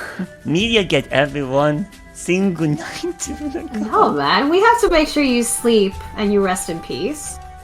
That is not That's good so wording. disturbing coming from you. Am I wrong? As you're saying this, you hear the door behind you guys open, and fucking Kaylin walks out and he goes, I'm gonna go piss until this song is over. I'm not gonna get any Kaden, sleep help! anyways. Kaden, help! Kaden, you come outside! He does a big leap over behind Nicole and then starts running out. Okay, Kaden, go, but everyone say they help. We say goodnight. But as you're hearing that, you hear behind you footsteps, and Nicole turning back, it's none other than Mr. Finch who's there. Oh, Oh. Hell no. Howdy, everyone. good evening, Ooh. Mr. Finch. Hello. Mr. Finch, help sing goodnight to No. Nicole. Well, it's No. been an awfully long time since I've done any singing, but I suppose I could flex these old chords. Yeah. What the hell is happening Aurora here? teach goodnight song to Amelia. It go twinkle, twinkle, little star. I did not know. Who taught her I these wonder I didn't teach her. She's where lying. you I have a not feeling even a- she's not. The song even has references to stars, and for some reason, you love astronomy. Why, Aurora? Your name I even. didn't. How are you leading me for teaching her Twinkle Twinkle Little Star? Yes. I don't know where she got that from. I never even heard. She got it from someone, and well, it just so not from happens me. You that can ask you. Thrak. He's Oh. the one with the strong literature. He must have read about. Twinkle Twinkle. Stars do in fact twinkle. They do indeed. Right. Twinkle, I'm twinkle, unfortunately gonna say I little don't know this star. one. No, How no. I wonder what you are. Are you feeling sleepy yet, Nicole? Or really, really sleepy? Look, he hasn't even batted out. We have to try again. Try it louder, Amelia. Twinkle, Wait, twinkle. wait, no, look, see, hold on, Amelia, look at him. He's, his eyes are closed. It looks like he's resting. You dead? I can approach Does you, Nicole Amelia. look like he's falling asleep? What is Nicole? My eyes are closed. I just. Nicole, as they're singing, you hear Finch address you directly. You smoke? And he's offering you a cigar. What is that? The cigar. It's what you put in a pipe normally, but all wrapped up in a. Twinkle, Handheld. twinkle, little cigar. Give me that. Right, well, this works out wonderfully to my... While you're all doing that, please, don't let me die, right? Thank you. Excuse me. Sidek sits down cross-legged in the middle of the room. Thank you for helping. Amelia, you watch Finch take Sadak's room. Oh, Yes. Ooh, Siddharth being sneaky. Amelia wants to find out why. What did you say, Amelia? Siddharth being sneaky. Oh. It's nature. Oh, I have What hiccups. are you referring to, Amelia? Mr. Finch take your room. Yes. You sleep, Mr. Finch? Oh. No. We swapped rooms, Amelia. Oh, that's what we're calling it nowadays. Why you no tell Amelia? Does he need to tell you? Are you No trying to offense. get in my room without me knowing, Amelia? Being sneaky. You see Amelia try lockpicks, now you move, not tell Amelia? Is the song over? Yeah, the song's The over. song's over. Right. I'm so tired. See, it work, Amelia, smart. I'm proud Right. of you, sweetheart. Please watch over me, everyone. I'm being serious here. What's going on? Why? I'm going to use the mask. Sure, you want me Oh. to... Sure. I want to check in on something. So I agreed to Amelia then. Amelia, come sit over here with me, and let's... Sadak's gonna put on a pretty mask. It's already Oh, on his God. face. That's on his face. He put on a mask. We gotta watch him, Amelia. All right. Right. You activate the magic, and that swirling sort of conscious essence comes back. Oh, it's you again. Has it Yes. already been a week? It always seems so fast from my perspective. I can imagine. I'm not used to these things. I would like to see something or someone. Can I do that? That is within my capabilities. Who is it we're seeing? I.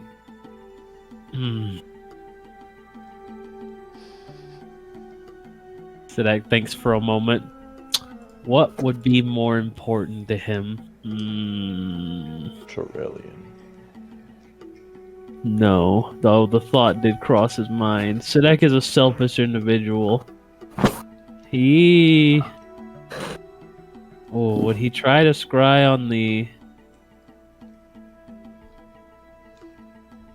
Corvair and see what's happening, or would he try and? No, he'd do his family. Scry on old. He's gonna go scry. He's gonna try to scry on his sis to make sure she's okay, because she's the one that would be the most easily influenced. So Sidek would tell the individual. Okay. Player. Do you want me to like say the name out loud, or like how do you want to do the books, or? Yeah, sure. Why not? Sidara Arahan. Arendal. No further information needed. As you watch the magic swirl, the entity from the center of it begins to swirl outwards, and you see your sister. She is currently alive and well. She doesn't look like she's being tortured. And in fact, she seems to be at an event. You can hear distant, like mumbling in the background. There's people talking around her, people drinking. And someone it comes back from this sort of table of very fancy drinks and turns around. And you see it's one of the princesses. It's Joanna, the youngest princess. She seems to be with your sister right now. And she's the one talking, not her. These events are so boorish. I cannot imagine throwing one of these when I'm an adult. When I'm older. Gosh, but for you, I'm sure they're great, right? Like, you don't have these every day and stuff. Your sister just seems to be very polite about this. As they go about, you begin to see there is another royal family you recognize. Or maybe not that you recognize, but you see them, and they're known figures. It's two members of the Southern House of Camberil, Interesting. which are which would be on Arendelle if your sister's still in the right area.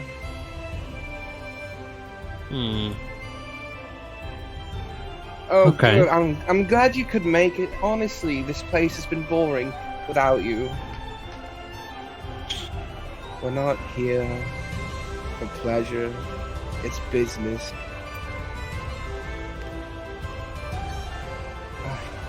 You've gotten so stuck up since you became a high priest. The conversation seems very mundane.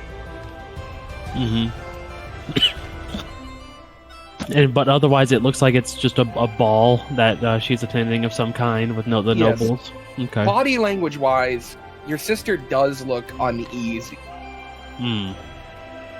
She looks not out of place. She's dressed perfectly for it, but she hasn't talked at all during this 10 minutes you've been watching her. She maybe got told something, but it doesn't seem like the princess is aware of it in any regard. She Right. just seems to be treating her like callous. But she's alive, and you see that.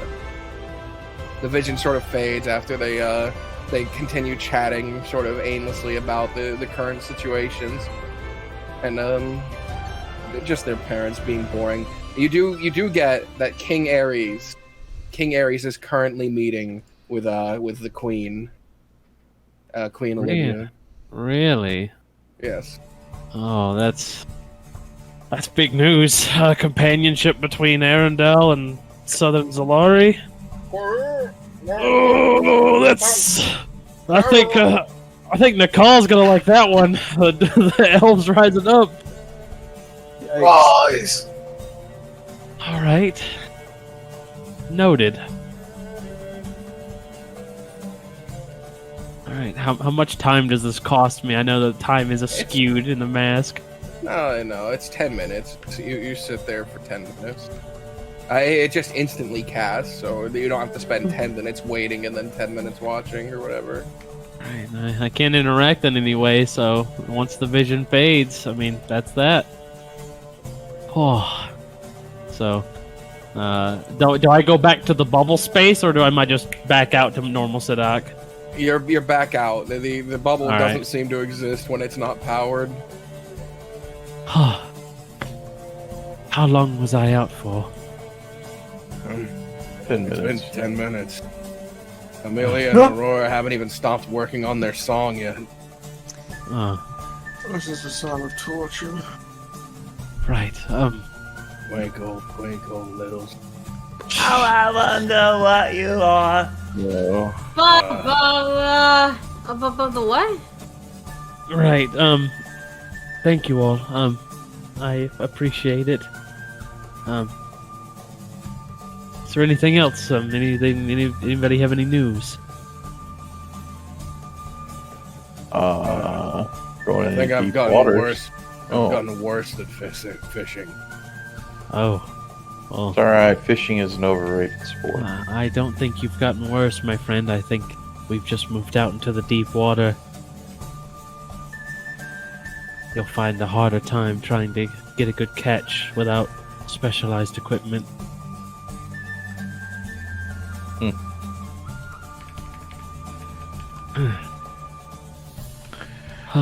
I hate the sea. It is not my preferred landscape, that is to be sure. Well, I need to get back to my room. I need to put some finishing touches on things. If anyone needs me, I will be in Mr. Finch's old room. Amelia, no sneaking around the room. Okay. Oh. Alright, sleeping All time. Night begins to fall and people retire to their rooms. Sadak, you finishing touches? What are you doing, huh? I'm putting booby traps, like I said. What kind of booby traps? What do Well- you have? So he's got an elaborate setup. You said there was a window. That every room has a window. Yep.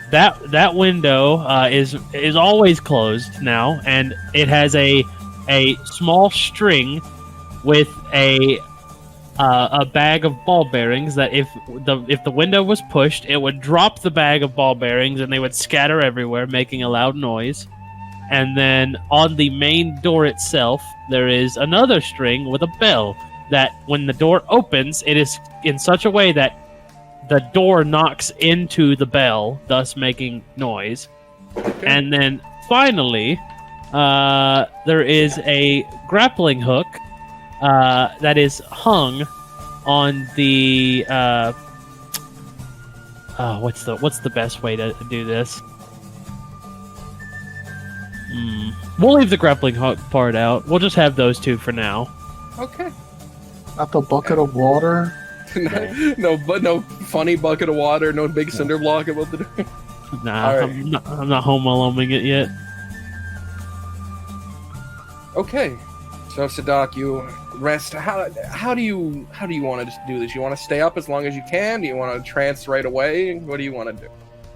He'll split it up. He'll do 2 hours before he'll stay awake for 2 hours and then trance for 4 and then stay awake for 2 hours. So and when he does trance, he doesn't lay in the bed. He's made like a little cushion area in the corner of the room with some sheets and whatnot. Okay. Sadak, you lay there quietly you sit there quietly for a moment. You got your hello dog. Are you scared of fireworks? You got your precautions ready. You hear the waves outside crashing gently against the bow of the ship. You can hear your breath. You have your pillows stacked. Yes. And as you're sitting there waiting, something suddenly changes. It's undiscernible for a minute, for a second.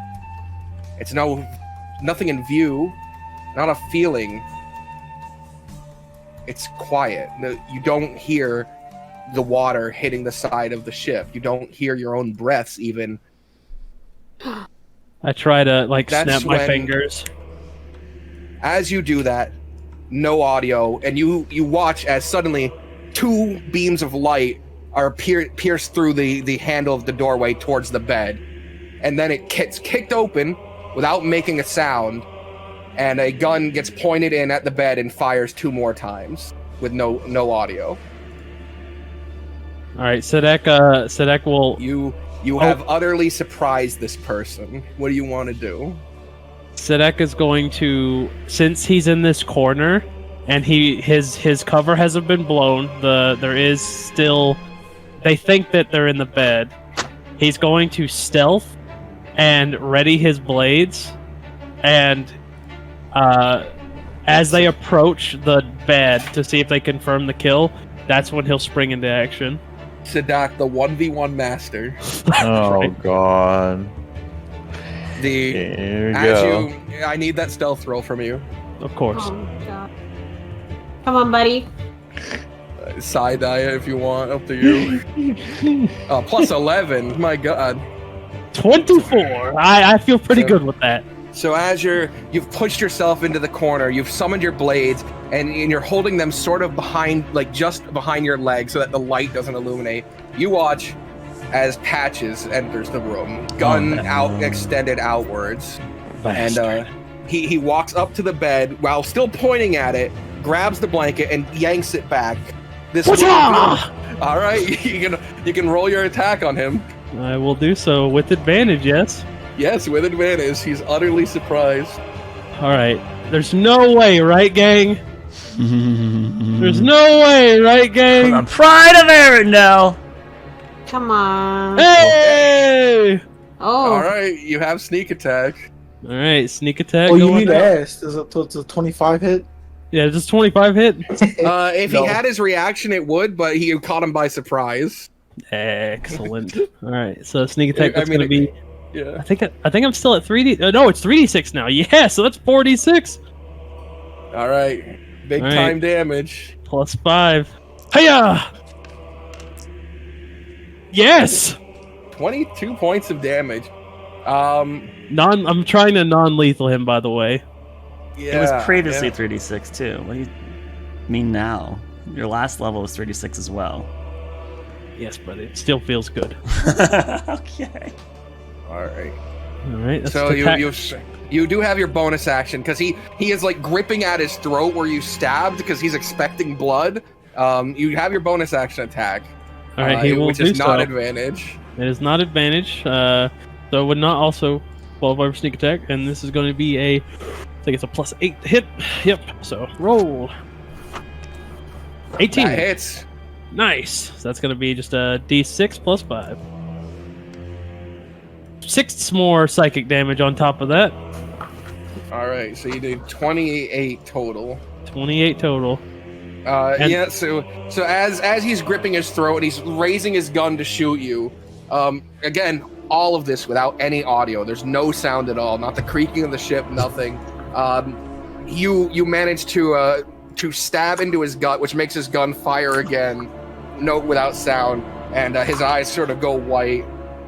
Yes, you're level 6. And he slumps against you. He's unconscious. I said that kind of holds him with the blade to his side to make sure he doesn't move, and like lowers him to the floor. Yes, he's done it. Turns out that it was actually a gunshot of healing to keep him alive, and you just killed an innocent. No! as I feel a gun press into my side. No. Yeah. What do you want to do with him?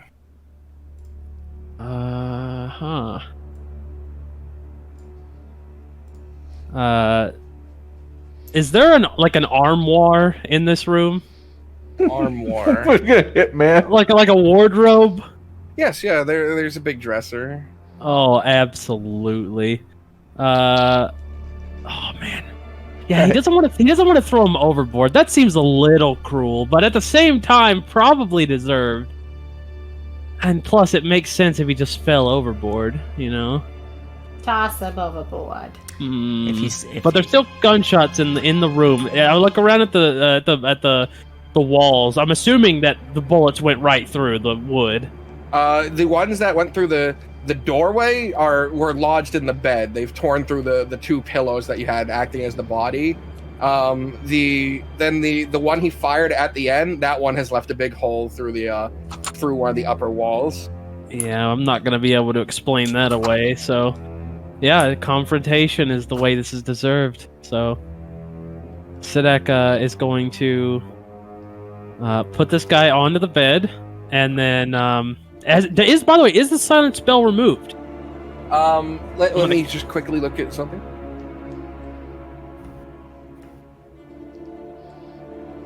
Yes. You hear the moment that you stabbed into his second gut, you heard. Yeah. And then right. the sort of rocking of the boat, the creaking, everything. So this guy gets his pistol taken. I'm also going to take anything else of note that is on his person. All the ammo. He has a pistol. A pistol. He has 16 shots of ammo. He has a dagger, and he has 7 gold pieces, 13 silver pieces, and for some reason 64 copper pieces. All right. And then I'm not gonna take his clothes. So Are you sure you don't want his clothing? Nah. He has bandaged all the way from head to toe, basically. I mean, I'll reveal his face. What does he look like? Revealing his face, he appears to be maybe human. His ears aren't pointed, but he's way too pale. And most notably, you can see with his mouth sort of ajar, his tongue has been cut off. Damn. This might be the guy that does the dirty work on the ship. He also seems to have burns all over him. He is very much scarred up from something. All right. Well, Sidek is going to, now that he's disarmed him, he's going to rope him up. All right. Rope him up, keep him on the bed, and then keep the ropes taut by securing a grappling hook through the opposite side of the window so that there's a constant tension. Okay. You have tied and bound him. He is still unconscious and will be for a number of hours before he naturally wakes up. All right. Is there anyone you want to get or anything you want to do? Yes, Sidak is going to then look out into the hallway. Is there anybody watching? No, not currently. And the door the one just next door is unaffected, where you know Parker was. Right. Sidak is gonna step out and shut the door. Does it shut, or is like the lock blown off? It kind of pushes shut and starts to swing open. It is fucked. Yeah, the door's fucked. So Sidak is gonna start walking. He'll was it said that Parker is still gonna be in his room? No, it wasn't said that. You could guess I'll that. I'll test it. I'm gonna knock on the door. After a brief delay, the door swings open and there is a rifle pointed at your midsection. But seeing it's you, it lowers slightly. Mr. Parker? Mr. Sidak. I had an unexpected guest tonight. Would you please watch my door? We were presuming it would be tonight. That's why we came. Yes. He motions past you and walks over to the door. And as you're leaving, you hear him go, "Oh, Pat. Damn." Yes. I will get the others so that we may plan our next course of action. Would you mind keeping him secured? All right. He nods to you. I will go get the party and Mr. Finch. All right. Everyone, there's knocking at your door. Hold on. Tired. Wake up. That good night song really hampered your party. They are Wake up. crumbled. No. One of the first to come out is Kalen, who would be stretching his arms above his head. I was in the middle of a cat nap. I wish I was as well. I was attacked tonight, Kalen. We're going to discuss what happens next. You can't need more good nights, son? No, I need you to follow Kalen and go to my room. Why? This is it. This is important, Amelia.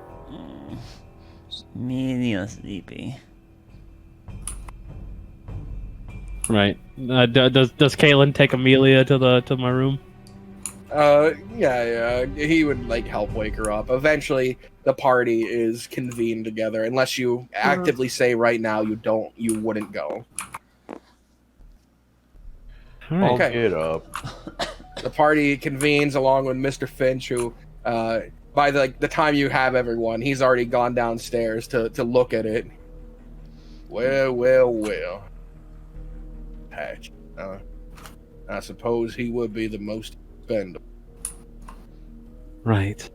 Mr. Finch, we don't know much about Mr. Gold. If confronted with this, would he be one to let bygones be bygones and keep the remaining passage safe? If Mr. Gold would want me dead in such a blatant way, he would have sent all of them to come and kill me. The fact that it only Patches. If we confront him with this, he will back down on the matter for now. Right. I'm sure he has a whole story about how Patches hated my guts, do this on his own volition.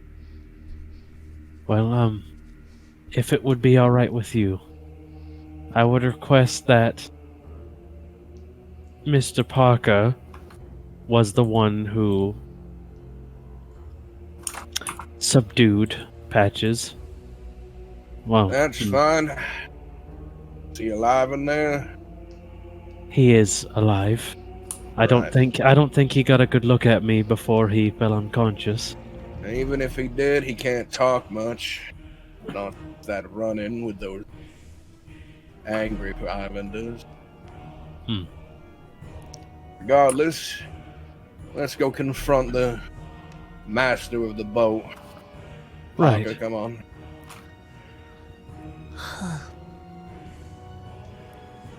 Parker walks over and picks up Patches by the back of his outfit, essentially. starts to Yeah, drag him. I'll unrope him and take my rope back since we're just picking him up. Can Media have Parker pulls out a pair of manacles and shackles his arms behind his back. Can Media have Patch's a gun holder? I flick your head. No. Huh? It's cool. It's cool. I Media flick your want head to. again. Come now, Amelia. Come on. Ugh, And then I lay her against me, and I just like. So then, after that, since none of you accompany Mr. Finch, Whoa, things- whoa, Oh, hold do on. you accompany Yeah, Mr. Finch? why wouldn't we accompany Mr. Finch? Just if you. There was some words that were actually no. Let's sure we don't accompany Mr. Finch. Do you or do you not go with him? Sidak was under the impression that we would, but It's up to you. You asked to be left out of it, so he didn't wait for you. He started one, but you could catch up to him. I wanted to say it was Mr. Parker who subdued him. I was just Alright. there because I heard a commotion. Do you go with him then? Yes, Sidak would go. I don't know if the others will. All right. Oh, sure, I'll come with. So you arrive and you see Finch knocking on the door to the captain's quarters, and the one to answer it is not Mr. Gold, but instead Mr. Crushaw. Of course. That right, Mr. Gold. That's right, Mr. Gold. He doesn't say a word to Finch, Parker, or the bound Patches. He just looks them over, and then turns around and walks into the room. And moments later, wearing pajamas, comes Mr. Gold. I hope that you got good reason to have bothered my sleep. Mr. Gold, seems that one of your employees had tried to take my life. Your life? Oh, dear me. You guys are not directly in view. You're around the bend. If you want to be in view, you can. Nah. Okay. Well, dear Patches. Oh, Patches, you damnable fool. Oh, goodness.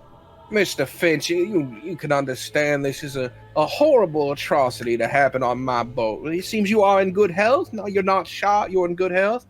I'm in good health, Mr. Gold. He failed his attempts, and my God, Parker subdued him. Well, I don't know what to say. I'm remiss that this happened. But you know your history with Patch, of course. It is your man Parker there. It's his fault that Patch has got all them burns on him back when we were having that squabble over the ore. Remember?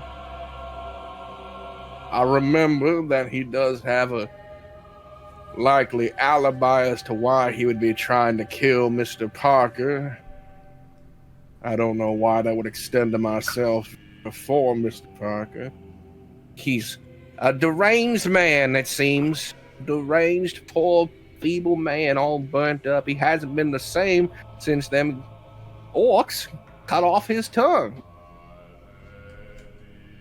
Listen, I am utterly remiss. There is a room we can keep him in. While they're talking, Mhm. I whisper to Sadak, Mm-hmm. would you like to go invisible and go inside those captain's quarters? Not tonight, but that is something we could do. He's We hiding got something. We got manacles down below the deck. There was a dungeon at one point, but I thought it was a bit too gothic, we'll say goth. And I got rid of it, but there's still manacles. We'll fasten him to the, and when we get to the shore, we'll bring him into the law together, Mr. Finch. There ain't gotta be no issue here other than that. I mean, it's just one of them things, an act of a violent and vengeful man. If you're feeling so perturbed, we could have him thrown overboard. Mr. Gold, I find myself appalled at your care, but go ahead and shackle him to your ship. I will see him free upon our reaching the mainland, I'm sure. Oh, I feel like you're calling into question my good graces here. What did you expect to happen after all the times we've been fighting each other? I thought we would make peace. I built a bridge by letting you on my damn ship. Forgive me, Mr. Gold. I found myself speaking too freely. You're right. You have done so much to accommodate me and mine. I appreciate it. Come the mainland, we'll turn him in together. I'm glad you'll see an eye to eye. Maybe, come the end of this journey, you can make me a new suit. We'll see, Mr. Gold.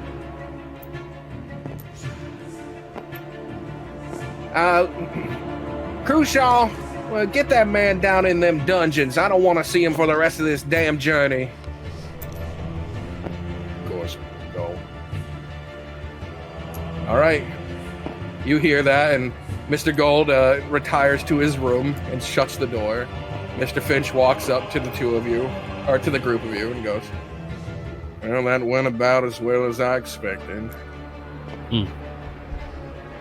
Will you be taking your room back, or would you prefer to stay in mine?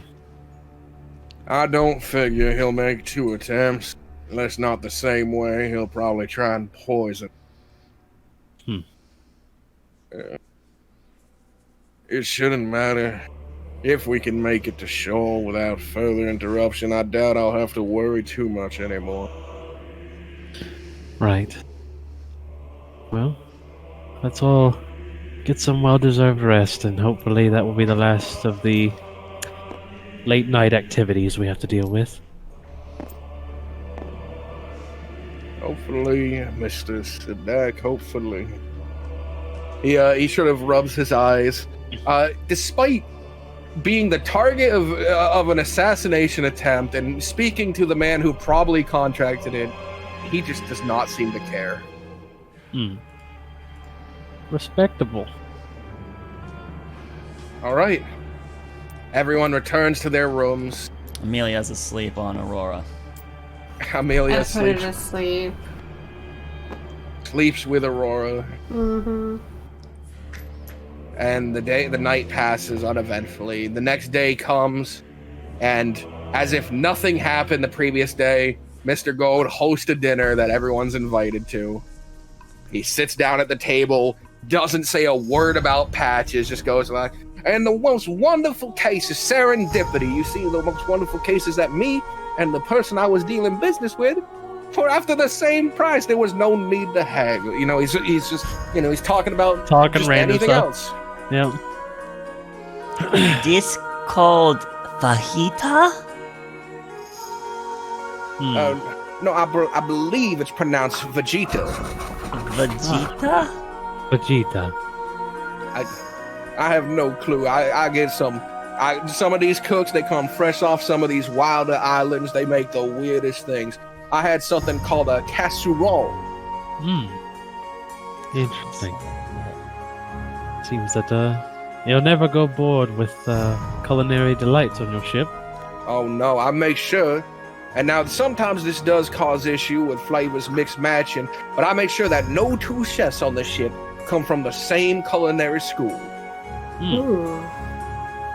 How many culinary chefs do you have? There are currently 16. Wow, that is impressive. That's right. 2 for every day. 1 alternate. And I never have them work together for the 2 same days in a row. Huh. That's right. That is just one of the luxuries of traveling with Mr. Gold, you know. I could see that. I won't. You made of gold? Well, my soap does have gold flakes in it, but no, I'm not made of gold yet. So like I have both. my greatest transmuters looking into it. Oh. Wait, you... What? I have my greatest transmuters. They work in a school of magic. I've purchased several mages from the mage trade. I'm trying to get them to turn someone into gold, but still have their faculties. Oh, That would be a very Painful. interesting accomplishment. I don't think I was thinking, just to test it out, I'd first have one of my wives turned into gold. Oh. One See of if your sex is wives? still good. Mm-hmm. Of course, one of my wives. I mean, you have multiple. Yeah, I wouldn't trust one of my mistresses being turned into gold. They might run away with it. you play Jingle? No, I do not play Jingle. I bet Jingle. Do you play anything? I play board games. I'm known to play a board. You have not won a board game in your life, Mr. Gold. At least not against anyone not scared to beat you. Media want to play a board game? What board game? Well, it just so happens, Dragon Chess. They bring out a big chessboard and place it down. I have this one right here. Now, the rules are quite simple. He begins to explain in depth every intricacy of Dragon Chess. Well, Media soak it in. understand. It's not simple in the slightest. Go L, pawn forward, but diagonal attack. Oh, this will be too easy. Go on, there. I'll let you make the first move. Go ahead and roll with disadvantage and no proficiency intelligence though, so you're good at this. Yeah, disadvantage roll. Add 5 to the 6. I guess it's 11. 11. All right, let's see what he gets against Proficient Mr. Gold. Is he proficient? You are stalling him out. It is a just tie match. You trade pieces back and forth, and he's sitting there like holding his chin, going, "Are you playing a dang trick on me now? You played this before?" You say horsey go L, right? Right? It's a knight, and the knight does go L. Like Okay, then he makes this it would be she moves it forward. and it's just like a stalemate, and it's gotten to the point where you both just have a few pawns and your kings left. You must be a damn prodigy. he's looking it over, looking at the board. There ain't no move neither of us can do. What then? We That's both called win? a stalemate. Oh, we We both agree win. to a draw. No, it ain't both winning. Stalemates is both losing. Losing. Grabs the board, he flips it. I shall catch the Damn. pieces telekinetically before they scatter. You can catch that many individual pieces? Well, I mean, depends how many fucking pawns were left. I can do up to my intelligence mod of objects. So if there's 5 objects or less total. Alright, you catch the pieces, not the board, right? Whatever, I'm just trying to catch up to 5 of them. Okay, yeah, you'll catch the kings and a few pawns. Mostly your pawns, not his. Sure, his king falls into the fire pit and starts burning. There's a little bit of We're foreshadowing. done with for this him. one. Bring out something else. Bring out something more fun. He next brought out is a Jenga tower, just straight Jenga tower. Now, see, the objective of this one is to use your hands, your deftness, your keen ability to remove a piece. He pulls one out, and then put it on top without the tower falling. Go on, give it a try. Others play too, or only you and me? For now, it's just a one-on-one game. Just give it a try. It's dexterity this time. Disadvantage But still, or no? This you didn't have to learn an entire game. This is so very this is simple. Too simple. Yeah. Ah, jeez, 9. Oh my god! No, If it's wait a minute. acrobatics, I could add a little bit more, but It's not acrobatics. damn. It's only a It could be 9. sleight of hand. I don't have sleight of hand, so it's still +4. Okay. All right. As he's moving a piece, he's biting his tongue. He places his on top, and it's so precarious. It's wobbling. You reach out and you grab a piece, and as you pull it out, the whole thing tumbles. Jenga! He throws his hands up. Ah, Well, that is a win for me, young lady. A win for me. He pops his collar. oh, merely understand. Good game. That's right. What other board games do we have? The person at the door shrugs a bit. Go get. Forget it. I'll find more games another time. But I am a gaming man, a gamer, if you would. I will face you in any of these board games. Kai, we play again. Thank you. Of course. In the meantime, why don't you teach Mr. Finch the intricacies of Dragon Chest or something? He never got a grasp of it. Do you have anything similar to Clue? He does not have anything. He has a real life Clue you can play. Yeah. All right, but after that, days begin to pass quickly. No further attempts seem to be made on his life as we're getting close to the end of the second week. During the next dinner, he's boasting. He's like, we're gonna be there in no less than 3 more days. We took a 2.5 to 3 week journey. We made it 2 3/7. We are ahead of schedule, everyone. Ahead of schedule. By the way, steaming ahead. Sadek did that night after the assassination attempt go to Mr. Finch and put in an order for a dress. All right. If you have the measurements, he will make it to the best of his ability. And he will hand in his best estimates from what he remembers. We'll consider this payment for saving my life, and I will be sponsoring you and your friends as just a courtesy. Also, I don't mind having another person there to bet against Mr. Gold. My thanks. Out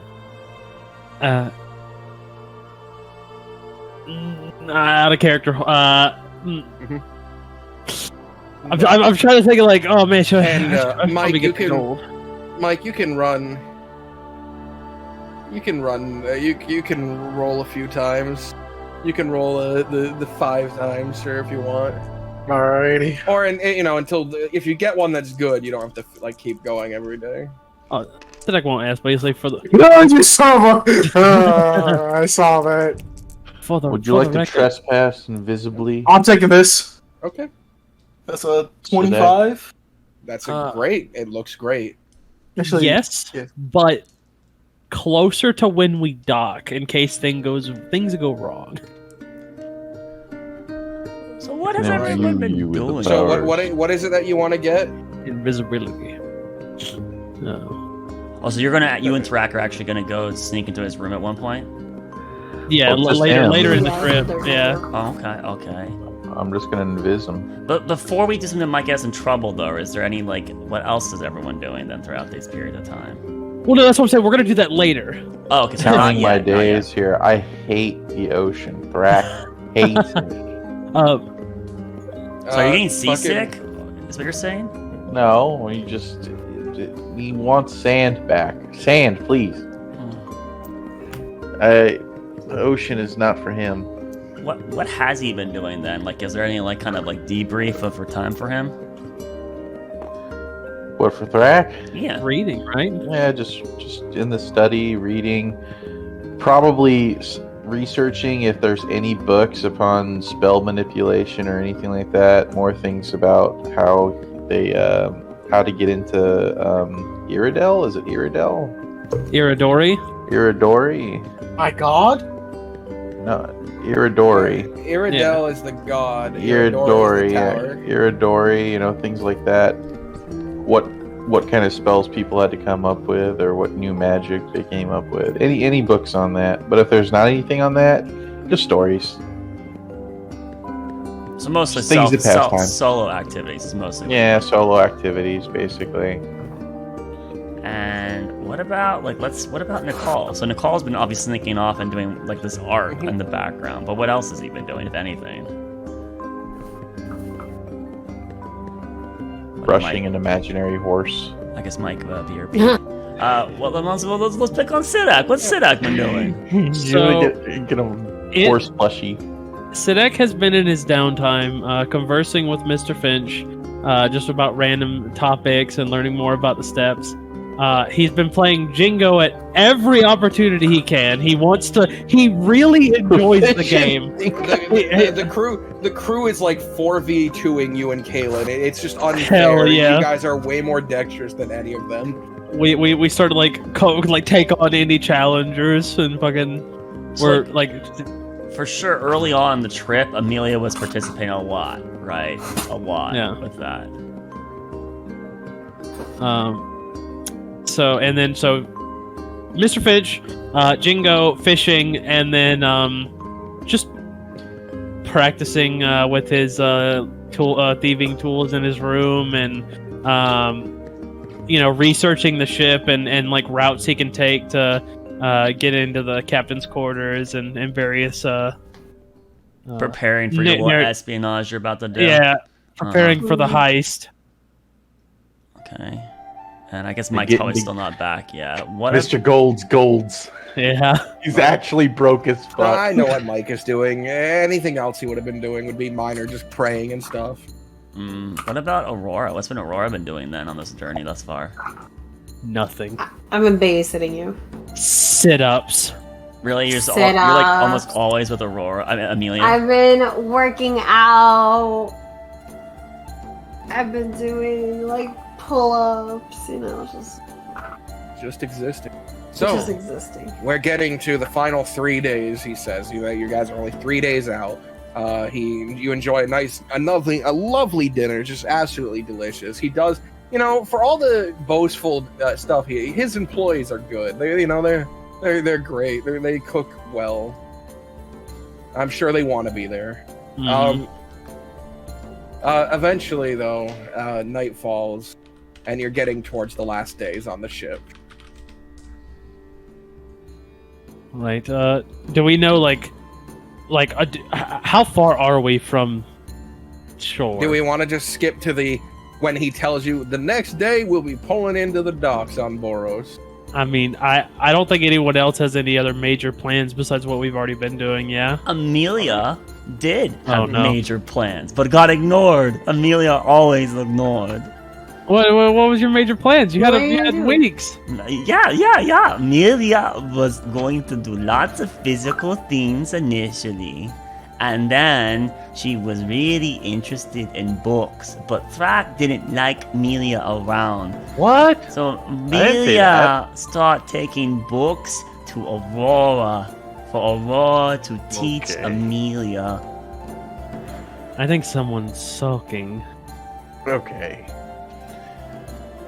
Thrak said Amelia Thrak want different books. Well, okay.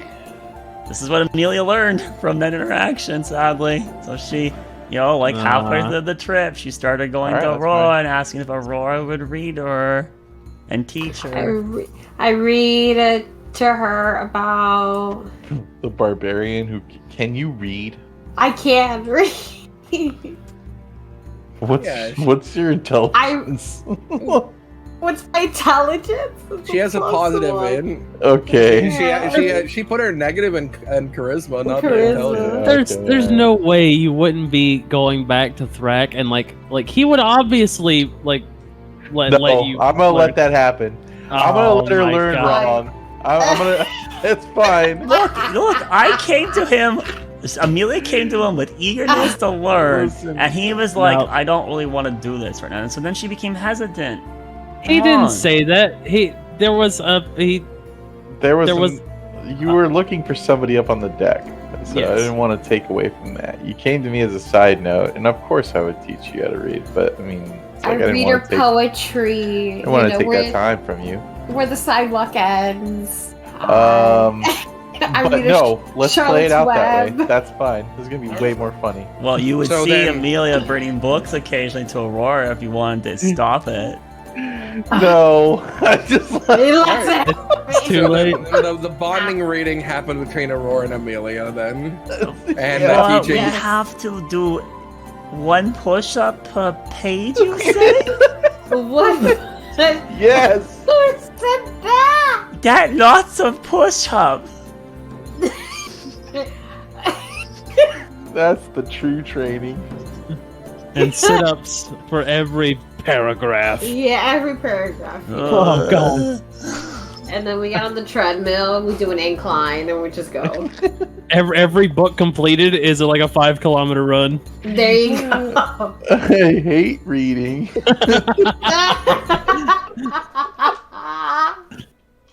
Oh, jeez. You ready, Amelia? Yeah. Melia fast, Melia strong, Melia think good. End of the week, they're both like dead. Like, ugh. No, it's fine. It's fine. We became boot camp. All right. Book camp. Book And camp. that's what they do. They read together, and Amelia learns a bit more of reading and writing, but it's slower. The books seem more difficult to read with Aurora's great attention. Well, Why I think read when that you can do other word is things? couch, not couch. So then, the ship is reaching its final day before it will dock at Boros, where the auction is taking place. Peer into my mind, Stack. I'll make sure everybody is connected with Sidak. The twinge. The twinge of uncomfort. During Yes. during the last dinner, like Mr. Gold's like, and when you reach the main shore, try to not feel so remiss that the accommodations are not as good as my ship. He's a big smile. They will be hard to match. That is for sure. Mr. Finch, aren't you glad your boat got arson now and that you could ride with me? Aside from the attempt made on my life, Mr. Gold, it's been delightful. That's good. I'm glad your sour demeanor has lessened.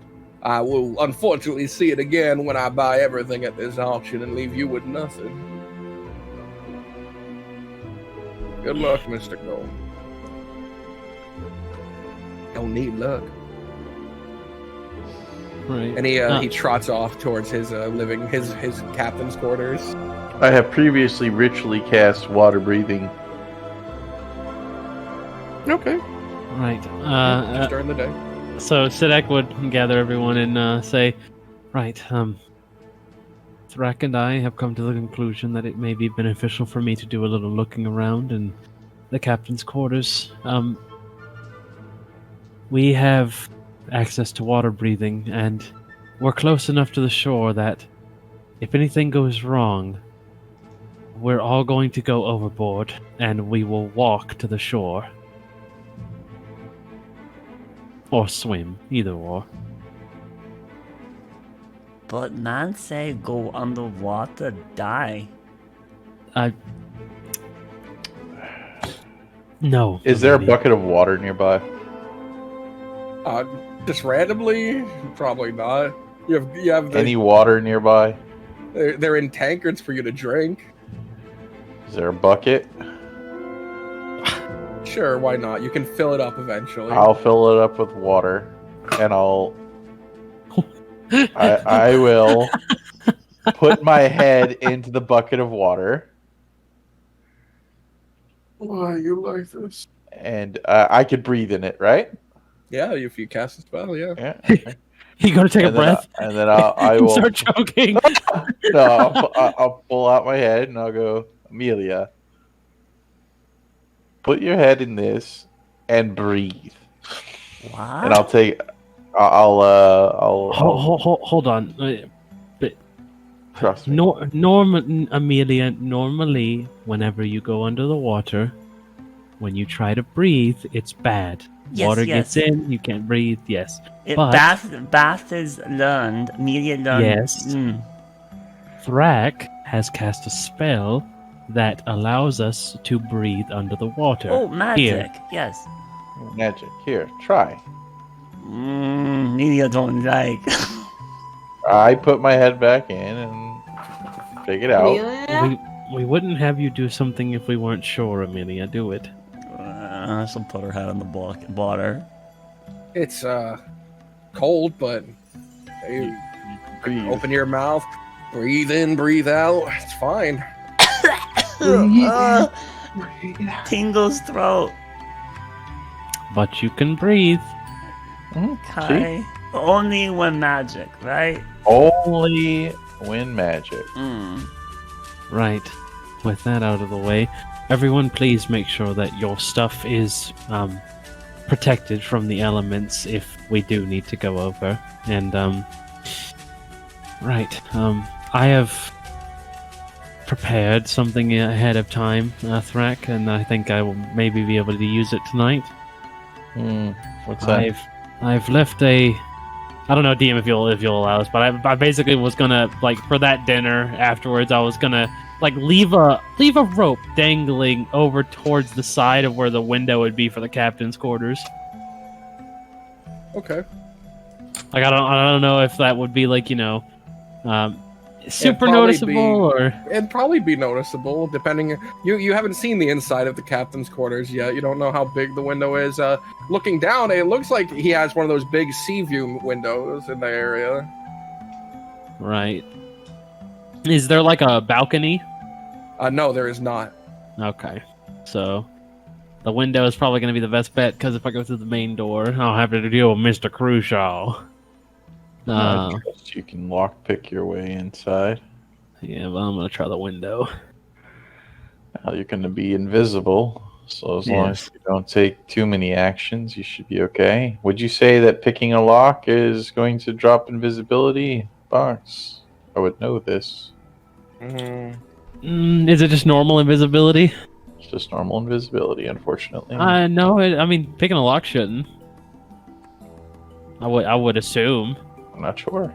It says it ends if they attack or cast a spell. Nothing about actions like that, so you could do that. All right. Well, you'll have an hour. All right. Well, I'll make the most of it. If just to make things easy, if everyone could remain here, I know where this window's at on the boat, and we can go over. Sure. Is everyone in agreement? Everyone understand what's going on? Yes, sir. All right. Yes, sir. All right. Wish me luck. Nicole. Off I go. It's Nicole. Okay. Do you agree with this? Yeah, it's weird, but that's fine. There was It'll an work. attempt on somebody's life here. I think we need to get to the bottom of it before we figure out. You what's can gonna happen with see your- Well, this person's interested in purchasing your artifacts. you can see Nicola's ridiculously tired. His eyes are red still.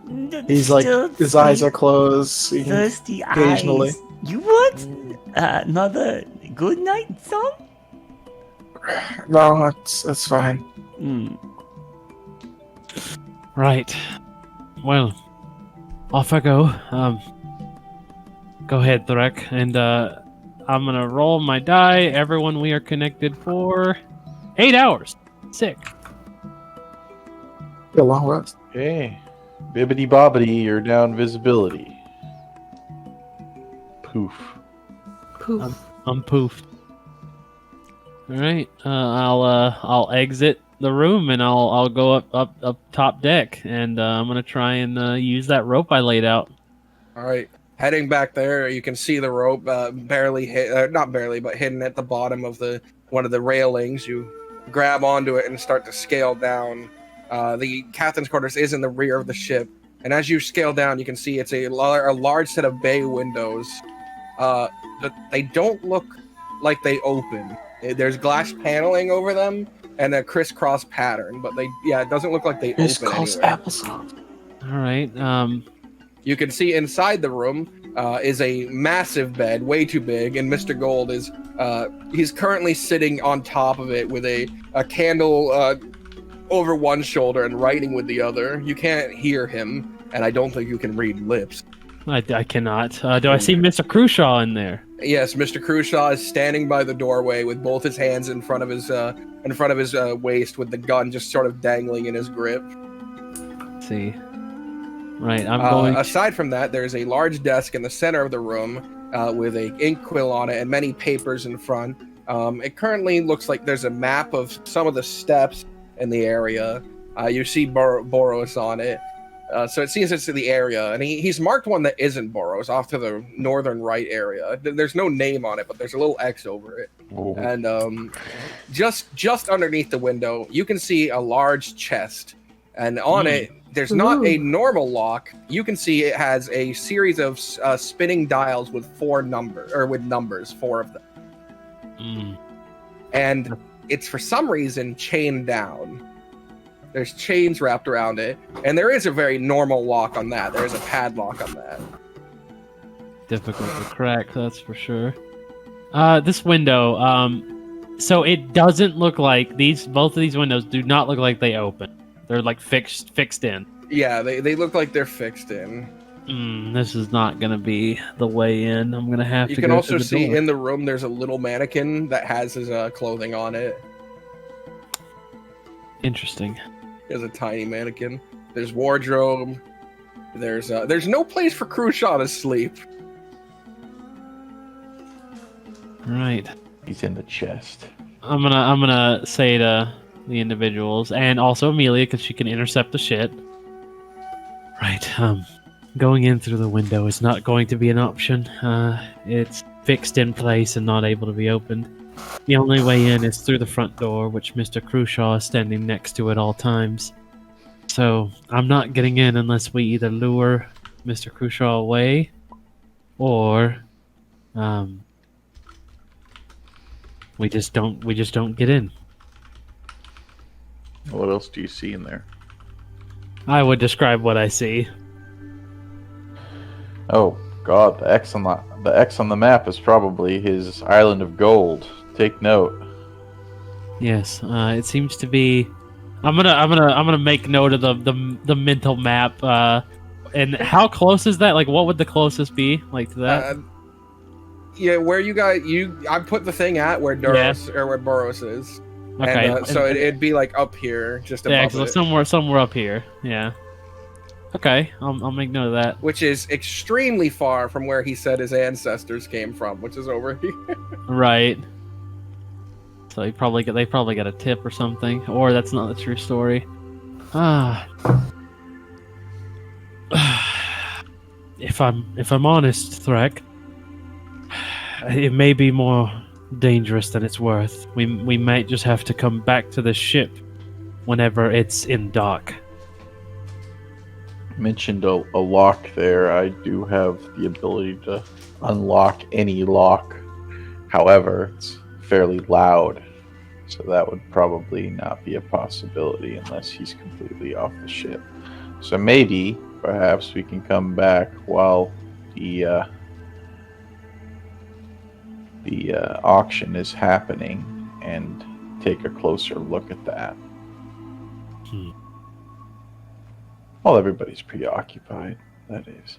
I'm gonna, since I'm kind of to the side of the window, I'm gonna test something. I'm gonna take one of my pittons out, and I'm just gonna kind of like slowly wiggle at some of the wood on the to the right of the window, away from the room, so it wouldn't be noticed, and kind of test how well maintained is the ship? Is the wood permeable at this point? Could I actually puncture through, or is it well maintained and it's hard and there would be no way to do that without some force? This is a well-maintained ship, and despite its current condition, it is actually built for war. It is an extremely durable ship. Okay, so I would need to. I couldn't climb my way up the ship without some difficulty and actually stabbing through the wood. All right, good to know. Good to know. We need to find out if this person is hiding something. But it's not worth the risk at this point. I agree. I can try looking into the other quarters, maybe the servants' quarters, and seeing if there's any sort of ill content there. We haven't gone back there, or I haven't. Could check Patches' quarters. Yes, I'll check there. While I have this going, I'll climb back up and I'll reset the rope and put it away. So I'm assuming there's probably nobody on this side of the ship at night. There's just the person who seems to be steering it. Yeah. And I'll try heading down underneath and getting finding where Patches is at, see if there's anything going on there. All right. Entering the hallway where Mr. Gold's help stays during the night, you can see that most of them are just currently in the halls, just chatting with each other. Yeah, I'll stealth to not make any commotion. Not these two aren't here. But yes, it's a lovely. Let's side-eye that just a little bit. Oh yeah, there we go. That's a +8 to that. 27 stealth. All right. Oh, that's great. So anyways, that's when I told the fella if he was looking for trouble, he found it and it's double. And that's when Conway pulled out his gun, licked it right behind his head. He pissed himself. You are one annoying kid, Kenny. Yeah. Why don't you piss off? I'm probably the best shooter there is here out of all of us. Now you're saying fighting words, kid. What, you want to test it? You think you're quicker than me? He quick drew his gun and started spinning it.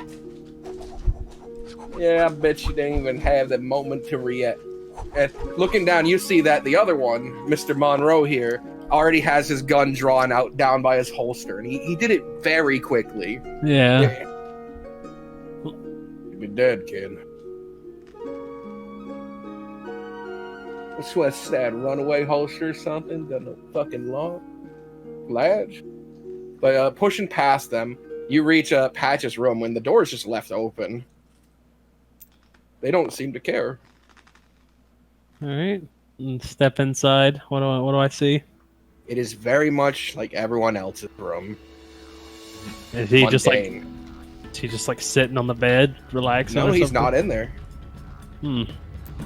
Patches is, as far as everyone else is aware, in a dungeon right now.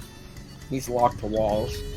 But yeah, it doesn't seem like anyone's in here. It seems like maybe even the cleaning people have cleaned it since, or that he made the bed himself. All right, I'm gonna leave the room, and I'm gonna attempt to find if there is a dungeon where it is. Right. Well, you remember Mr. Gold talking to Mr. Finch, and he said that at the bottom of the ship, the lowest one, there used to be a dungeon, but he found it too gothic. And heading down, you can see with chains that go through these rivets that make it so that his arms are upwards, sitting against the wall is Patches. Right. And thus far, I've pretty much explored most of the ship, and that's all I've seen, right? There's been people moving about. You did notice in the servants' quarters, people seemed a bit happier. They were drinking a bit. They were using a lot of the extra supplies right now. Right. So overall, besides just suspicion and the ongoing feud between Mr. Finch and Mr. Gold, it seems that everybody on the ship, at least, is relatively happy, besides Patches. Yeah. All right. Who is very conscious when you enter, but he doesn't see you. Yeah. I'll depart and start heading back to the room, because this is probably taking, like 20, 30 minutes, and he doesn't want to risk it. And then I'll... Yes, as you're entering the room, Kaylin's sitting there going, I hate these missions, It's just me crouched here on the bed and you guys all talking in your head. But why Amelia hear Sidak when Sidak not here? I wish I could. Anyone? What do you mean? I'm right here. No, you... What? You were not... Wait, you not here. What? Where is here? He's looking... Kaylin's looking back and forth. I'll put a hand on his shoulder. Where's here? Media I don't hear like you, that. but don't see you. Media heard you before, not see you. What trick?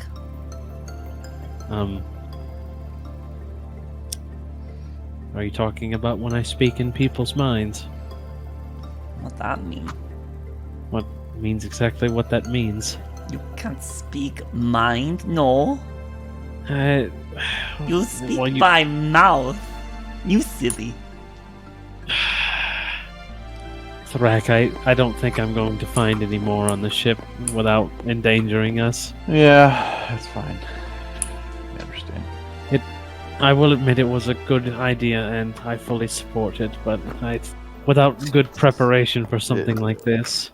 Yeah, we had weeks, but honestly, I was deep in reading. Deep in Right. reading, but not to Amelia. Right.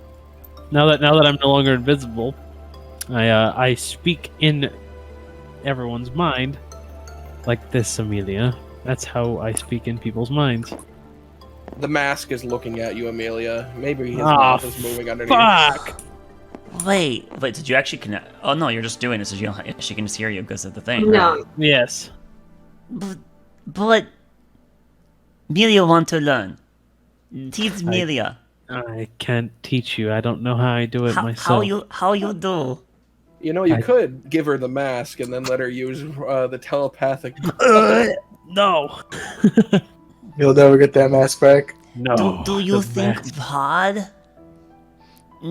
Aurora, can you hear Amelia? And she's I can hear you now. she's getting really red in the face, and she's just like looking at Aurora, and she's just thinking over in her head over and over and over.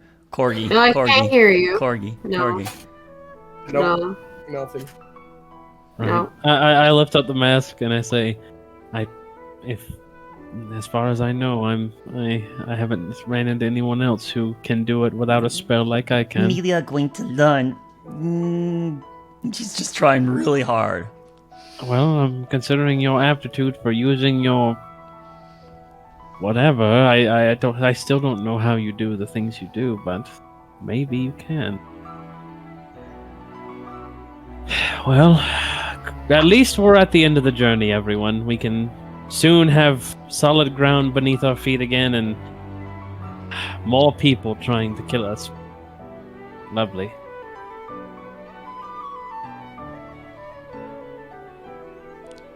So, Can you hear one Amelia thing, now? No. Here. This is not the way, Amelia. Getting This- headache. Yes. This is a learning moment. Need to not do brute force. You must learn with finesse. Try to experiment outside of here. Anyway. Nicole, have you even given thought of what you're going to find, or if you could even afford it? It's not finding what I need to find, it's finding information.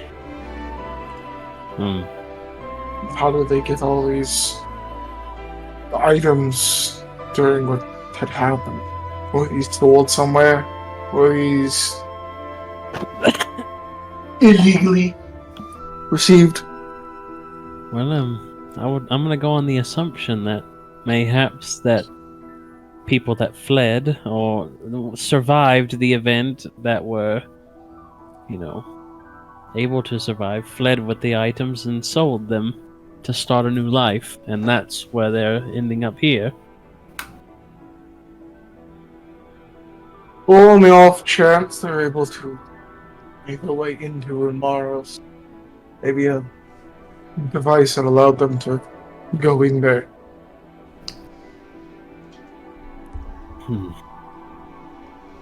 Well, hopefully there'll be something good that we find. Well, everyone get a good rest in. By the morning, we'll be ready. The only thing I'm Tomorrow we concerned about. Off boat. Yeah. Oh no, Amelia need to get something, and she gets up and runs down the hallway.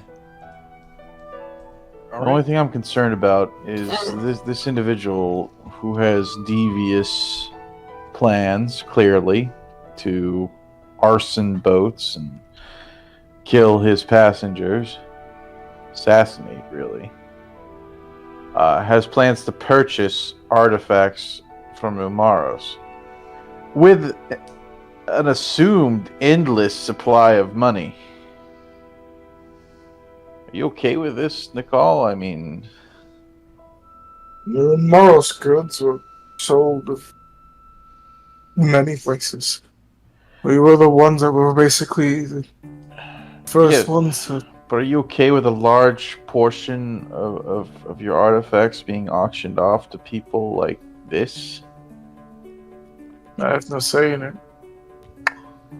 Like I did before when Moros was around. I don't have a say in what gets sold and what gets used. Maybe you should start having a say in it. Would you propose me to go up and Mr. Gold threaten him? Not necessarily threaten him, but if we can find a way to not have your artifacts end up in hands such as his, isn't that a... Let me break this down to you, Thrak. Yeah. These are not my artifacts. These are not things that I've created.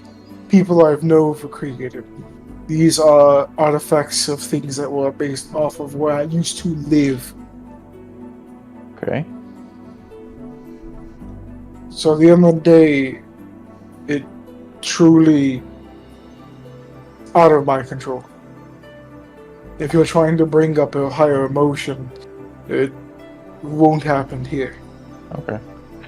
So you're saying you have no connection to these artifacts whatsoever? I have not seen any of them.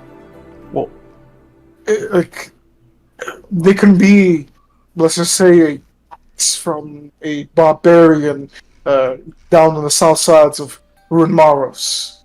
I would have no worry. I would know nothing about it. If it was potentially an heirloom of my family, that's a different story. well, shouldn't we prepare for that? Other than perhaps not preparing?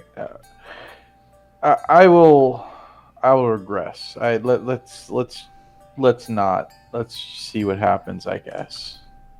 That's what I'm trying to say. Yes, I fear we're on the reactionary here, Thrak. I don't like being on the reactionary. I like being on the proactive side of things. So I always have a pessimistic but early look at things. I would generally agree with you. I will stand back here though, and not push it further. Let's just go to the auction and see what happens, and from there we'll discuss our options. Agreed. All right. People begin to retire to their rooms, having done their investigation. Amelia drowns. Amelia drowns. What the hell did Amelia go? She drowned. Oh god. Yeah, that's what she had to go She get. can't. fucking She can't impossible. drown. How do you mean? I have water breathing. Nah, she finds a way. She drowned in mercury, liquid mercury. Oh no. Yeah. There's not mercury breathing. Yeah, it's only water breathing. You fool. All right. So people retire to their beds, and the next morning comes, and you can hear movement around you. You can hear people chatting in the distance. You can hear the sound of other ships nearby, waves hitting them. Looking out your window, you are not docked. You are off in the water, but you're in near the port of a large, massive island with buildings that seem to tower upwards in these massive, sort of almost skyscraper-esque structures.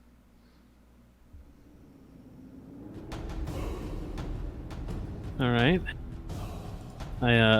Your group gets above deck, and you don't see any of Mr. Gold's guards or Mr. Gold himself.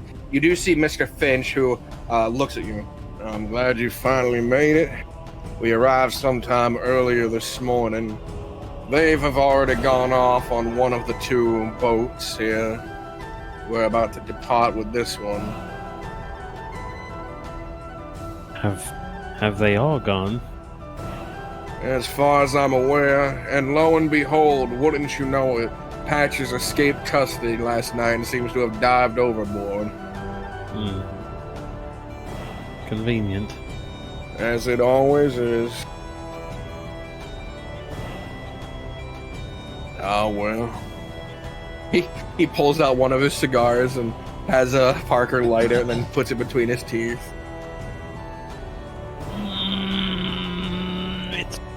It's probably not worth it.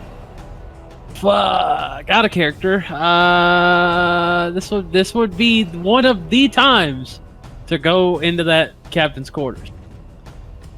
But is it worth it? Can we? Ooh, jeez. Or would he have left anything in there? I mean, if maybe he would have taken everything like valuable for the auction. Sheesh, I don't know. I don't know. I mean, that's up to you to find out. If you want to do it, I'll give you invisibility and you can go in there from the front door. And it's during the day. I don't know about that. Oh, jeez. I'm not gonna knock. There's still servants and shit on this ship, right? Yeah. I mean, like, there's like Yes, 30. the main yeah. crew aren't departing. They seem to Yeah. be living on the ship. Though without him around, they seem to be a lot more lax. They're drinking up on the upper decks and leaning over the edge. I mean, I could do that too, but it seems like a really big risk to do that on that lock. We'll open it though. Yeah. It ain't worth it. If we really need it to something on this ship, we'll come back. I'll leave it. I'll leave the decision to you on that. So. Yeah, it's too risky for Sadak. Okay. Right, Mr. Finch, shall we depart? Since you are our sponsor, we'll, I guess we'll be sticking with you for the upcoming future, yes? And you guys aren't obliged to. You feel free to go wherever you want. Once we get down there a single time, a lot of these wealthier families will send someone in their stead to do their betting. So once you're recognized and get your identifications, you'll be free to travel as you please. Well, I guess we hop aboard. This is the last ship, yes? I look over and it's just a simple rowboat. Yep, and there is someone on it, a large man who's ready to row it. I climb inside. Alright. Hope this don't overboard. Full steam ahead. As the rowboat begins to move and approach this dock, you can see these boats around here are, like, all of them are fancy. Like, these boats look like the people who own them, this must be their main form of travel. All these boats have trimmings, regalias, big frontal ornaments. And one, Nicole, you see a massive with black wood rune arc, which are these large rune Marin warships. It seems to be in pristine condition and is currently shackled down to multiple docks right now. And there are plenty of guards around it, all wearing this sort of golden trim pointed armor. Gonna make my way over to it. You could try. They don't see. No one seems to be going on the dock it's on. And as everyone's looking at it, as you're being rowed into the port, Mr. Finch will go, that's the big ticket item over there. A Remarin War Arc. Or a Runed Arc. Oh, The boat's for sale. the boats for sale. I thought they were Good, dude. of the. That's sick. You can get your own. You can get your own Rumaro's warship. Is that a family heirloom? With its original sails and everything. He kind of looks up, and you can see that the the curled up banister, the big symbol on it, is not Scarlet Order. It seems to be a Rune Knight banner. Oh. Well, you are down a ship, Mr. Finch, and I wouldn't. I certainly am, but if I were to buy that, I don't think I'd be buying much of anything else. What would you estimate the price to go for on that? I'm guessing a minimum, given its rarity and quality, of 20,000 gold pieces. 20,000? At least that's probably where betting will start. Yeah. Emilio, not that wealthy. For reference, our guild debt is 29,000. Yep. Ugh. Hey, we just get the boat and we sell it. Exactly. Get the boat, aka We flip steal it? it in the middle of the night. Those got to be the best pirates I've ever seen. You could get like Don't say it. 3,000 corgis. Yeah. Man. She's corgi. She's corgi relating already.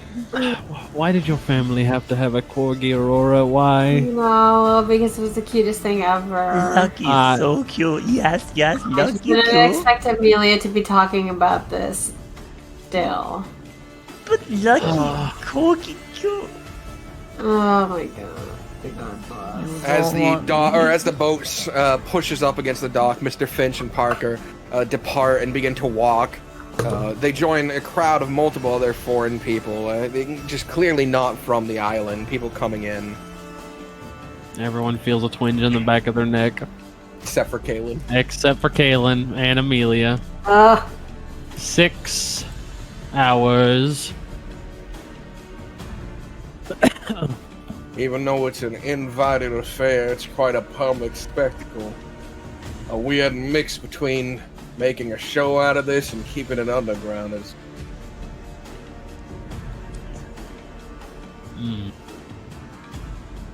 Right. Well, certainly a lot of money must flow through here if all of the fingers are involved. Yeah. Reality, most people here are trying to get their hands on something that can teach them how to make that super weapon. Bad Hopeful. intention. Hopefully nothing like that has been found. We can all pray. Me, on the other hand, I just want to get myself a fancy sword.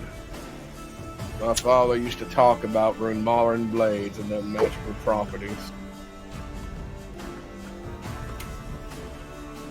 And anything I can get off Mr. Gold without, or at least raise what he pays for, I'll be happy. How much would you pay for a sword?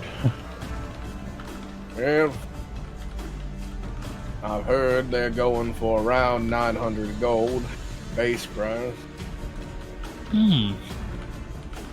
Huh. We I'll could look afford over. that if we pulled together. I look over at Aurora. Huh, that's a good base price. Wait a minute, you can... Aurora, pawn your sword right quick. Oh my god, no. No. As you're walking through the city, you eventually reach this large sort of spiraled building that only goes a few floors up. But you see, it's got this massive platform that can hold like 50 plus people, and you guys get on. And on either side, you can see two large sort of giants. They look like hill giants, and they begin to push this mechanism that makes the platform you're on begin to slowly spin downwards. That's their job every day, to move this lift up and down. And for my spell of choice today, I would like to send a message over to Roki. All right. Ascending to Roki. Yep. What do you, did you already send it to me? Yep. Alright, let's find it here. Good evening, Roki. You are cringe. Sincerely, Nicole. P.S. My name's Your- not actually Nicole. Bitch! Bitch. And I was like, You said that. Like you said that. I said that. Oh, man. It takes some time, but eventually you do get a reply that just says, God. I require nothing of you. I hope you are able to get something from our home. Good luck. Condescending piece of son. Say by what means? You show up to Roki with a fucking Runemaris war arc. Yeah, I got a little something. My God! It's almost 1/5 the size of my yacht. Oh, yes. Are you wanting to compare ships, Nicole? I think it's also time. Oh God! You, Aurora. Why did you say it like that? You're on a lift with about 98 other people, by the way. Never mind. now. You're Jeez. crammed in on a lift. And a lot of these people are well dressed. They're all they all have guards. Every single person here has their own entourage of guards. I thought it was just a small lift. Never mind. No, this is a platform that can fit like 100 people. I hate it here. They're all human. Oh no, definitely not. There They're mostly is human. there is a wide variety. For the most part, it would be elves and combinations of elves, half elves, drow half, or wood half, and other. It is mostly elves at this affair. Oh my god, they're half human. Some of them are half drow, half wood. Ugh. Hard to tell what Ugh. their half is. Ugh. But eventually, you reach this bottom area, this large cavern where there's these lighting structures, these big domes of some translucent or I forget the fucking words, glowing material. And there's a large stage in the center, and it seems to go to a cave that there's a water path. So they're gonna like bring in the supplies on that and auction them off. And people are walking up to the desk and getting their hands not stamped, but like this sort of brand placed on it. It's temporary. It doesn't seem to cause any pain, but they're getting that done. Finch has it done. Parker has it done, and then it comes to you guys. Sidek would have it done. Does anyone not get the brand done? What this do? This allows us to tell who's been invited to this event and who hasn't. So, Melia need? Yes.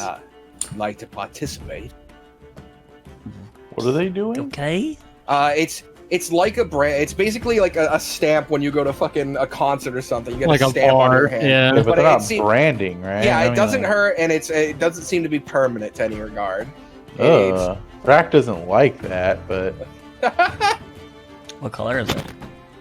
It's black. It's a black symbol. It looks like just a sort of bird, maybe a dove, Where they put it on Amelia? on your palm, or just on the back of your palm, so you're at the top of your hand. She smells it. What does it smell like? What does it smell like? Nothing. It smells like seawater. Wait, that might just be your hand. Mm. Amelia need Will I a get shower. one? Kaylin gets his. We'll see. Fat get one? is it necessary? As I said to the girl, you won't be allowed in if you don't have one. Huh. Lightly. He tilts his head confused and places it against the back of your hand. It's barely noticeable on your skin. Huh. It'll fade Wait, in a week's wait. time. Like Aurora, and she points to Aurora's left eye, where she has tattoos. I do.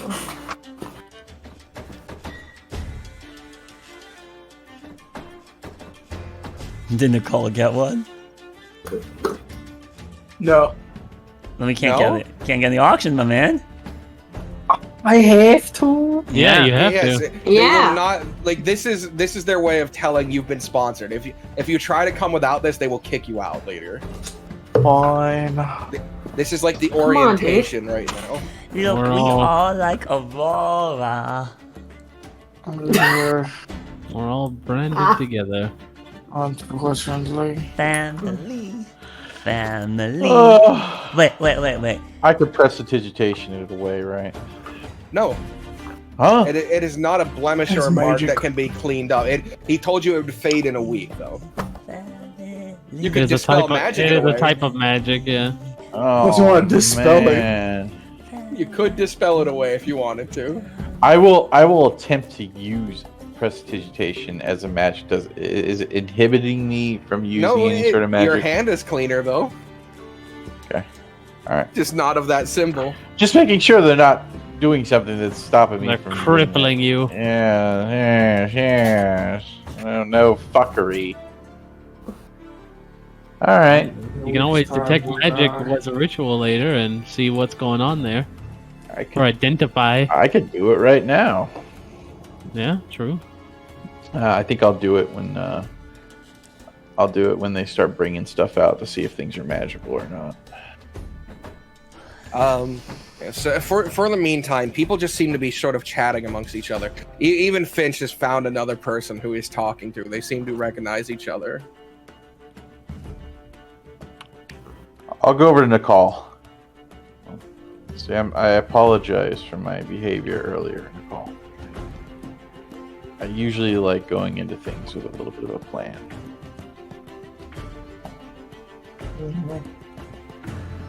Are you good at spotting out fake items? Would you know if it's of Rumaros make? I can try my best. I can't guarantee this. Keep your eye out. I have a feeling there's something. There's just too many rich people in one place for it not to be crooked. There's something going on. So just be on alert, would you? I know you're very perceptive. Have the people dissipated yet? No, this is a very crowded area. This is hyper crowded. There's almost too many people.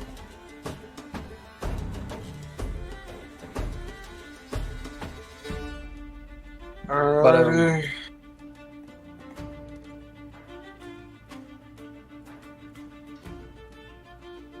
As everyone is sort of talking, you watch as several of the lights get dimmed a bit. People pull curtains in front of the translucent lights, and the stage is what is illuminated, and it gets people's attention.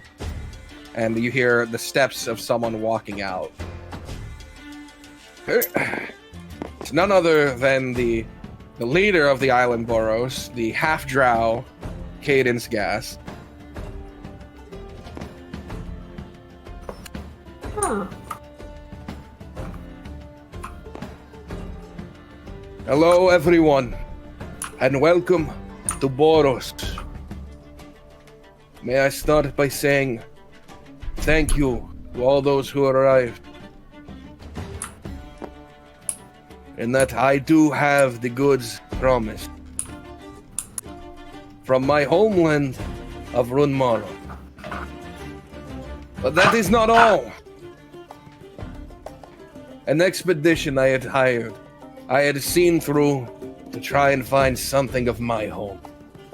Unfortunately, they could not go so deep. He motions his hand, and they cart out something that's under a drape.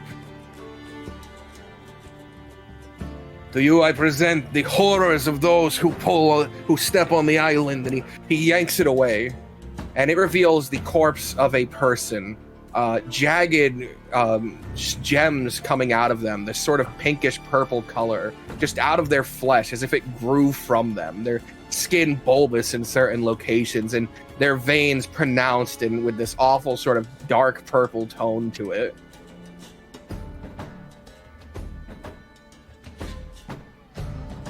Disgusting. They're human, by the way. Yeah. 24 corpses of the expedition team who I had gone to sign away their rights upon death will also be auctioned here. Their bodies afflicted by whatever curse stricken Ronmaros. On top of that, we have 8 weapons, 2 unopened sarcophagi, a shield, several fine jewelries that you'll find the likes of nowhere else. We were able to take 1 war wagon, the bladed wheel still intact, and our biggest piece, the war ark you have seen on your way in. On top of that, we have a piece of raw runestone. No less than 3 feet in diameter, 2 feet in length, 2 feet in height. A large chunk. And people seem to be talking most about that one. That seems to be what gets everyone's attention. Not the ark, but the runes.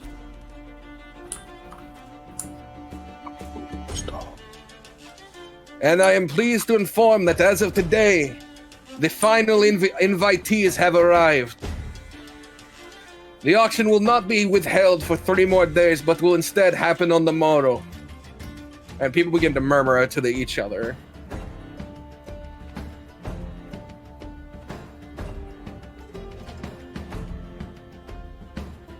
And this is not my last expedition. Through the failures of this one, I have put together something new. I believe I can go deeper. So keep those eyes, ears, and most importantly, gold pouches waiting. In the meantime, enjoy all the customs of Boros. I have put on a sale for the entirety of your stays. Everything should be 50% off. It's such a place.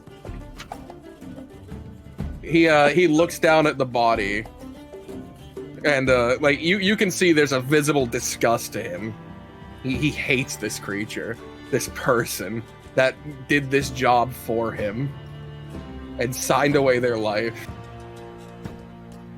Ah, yes. And to those, the sentimentals out there, the families of everyone were paid handsomely, and a portion of what you pay for their corpse will go to the family. So understand, you're doing a good deed as well.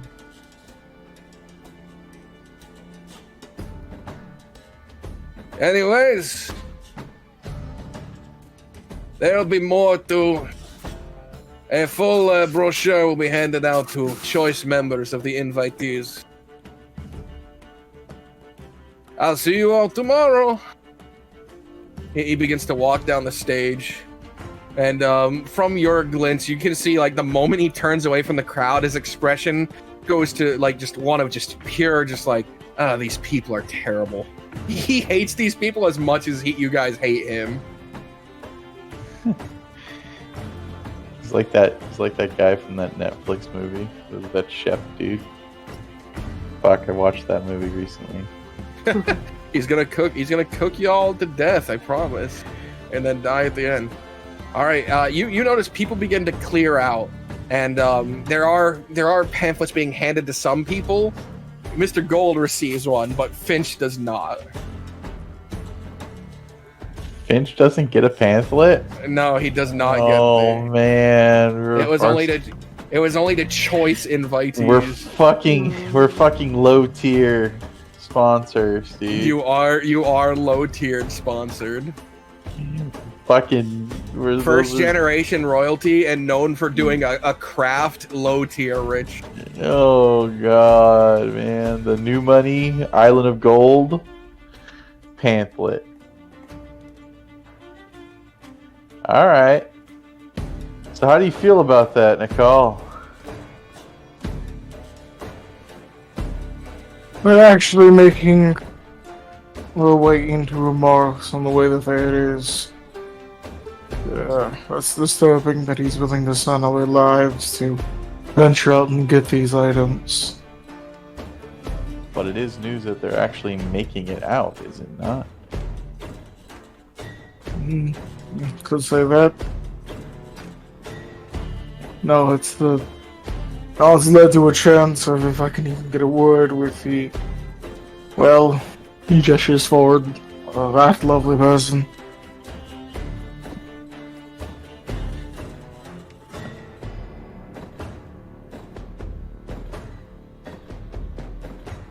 Yeah, if you want to try and get a word with him, he's currently walking away. You could try and catch up with him, but or you could just find him later. It's up to you.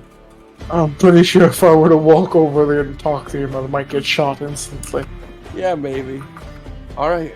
Mr. Finch approaches you and goes, "Well, I suppose that's good news. I wasn't entirely ready, but in no time like the present, I wanted to peruse their wares a bit more. Anything interest you, Lon?" Nothing really stands out as far as the eye can see. I'll probably place my bets on a weapon and see if I can't get one of those unsealed sarcophagi. I wish you the best of luck on this situation. Anyways, I'm gonna head back to the surface until this starts up tomorrow. I'll see you there, I assume.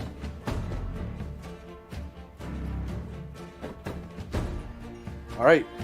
Yeah, Finch leaves you guys.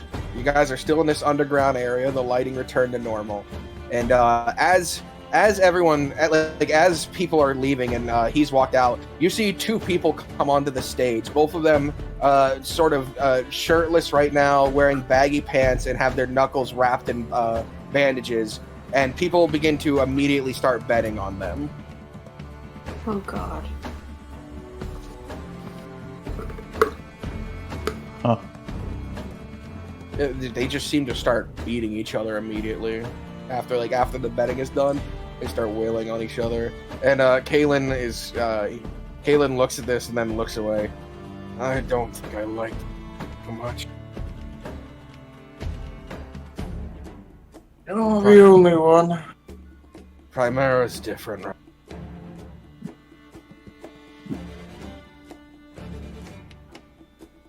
Right. I don't know if fights that are there. I don't see fights like this go off.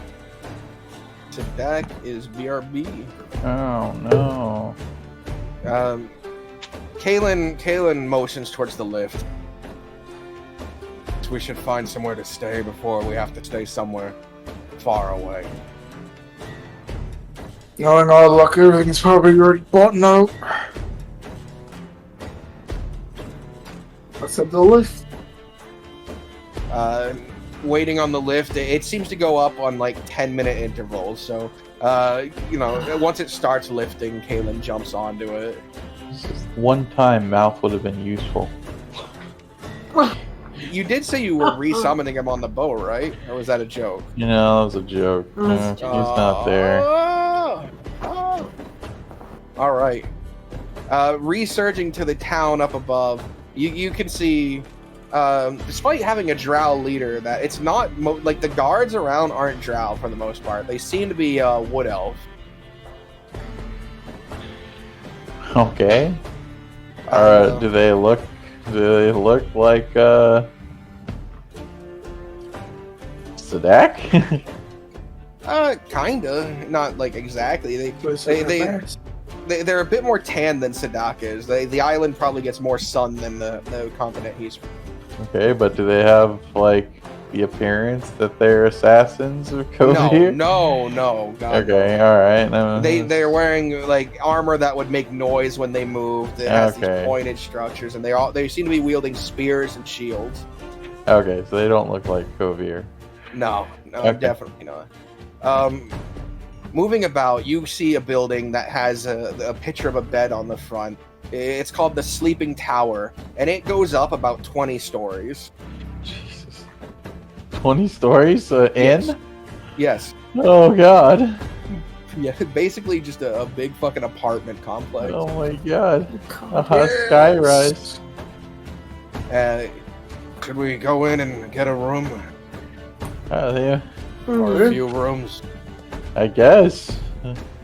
All right, stepping inside, you can see there's a big open lobby area, and that there's this middle part that looks to go all the way up to a glass roof, the 20 floors up, and that the rooms are on the exterior.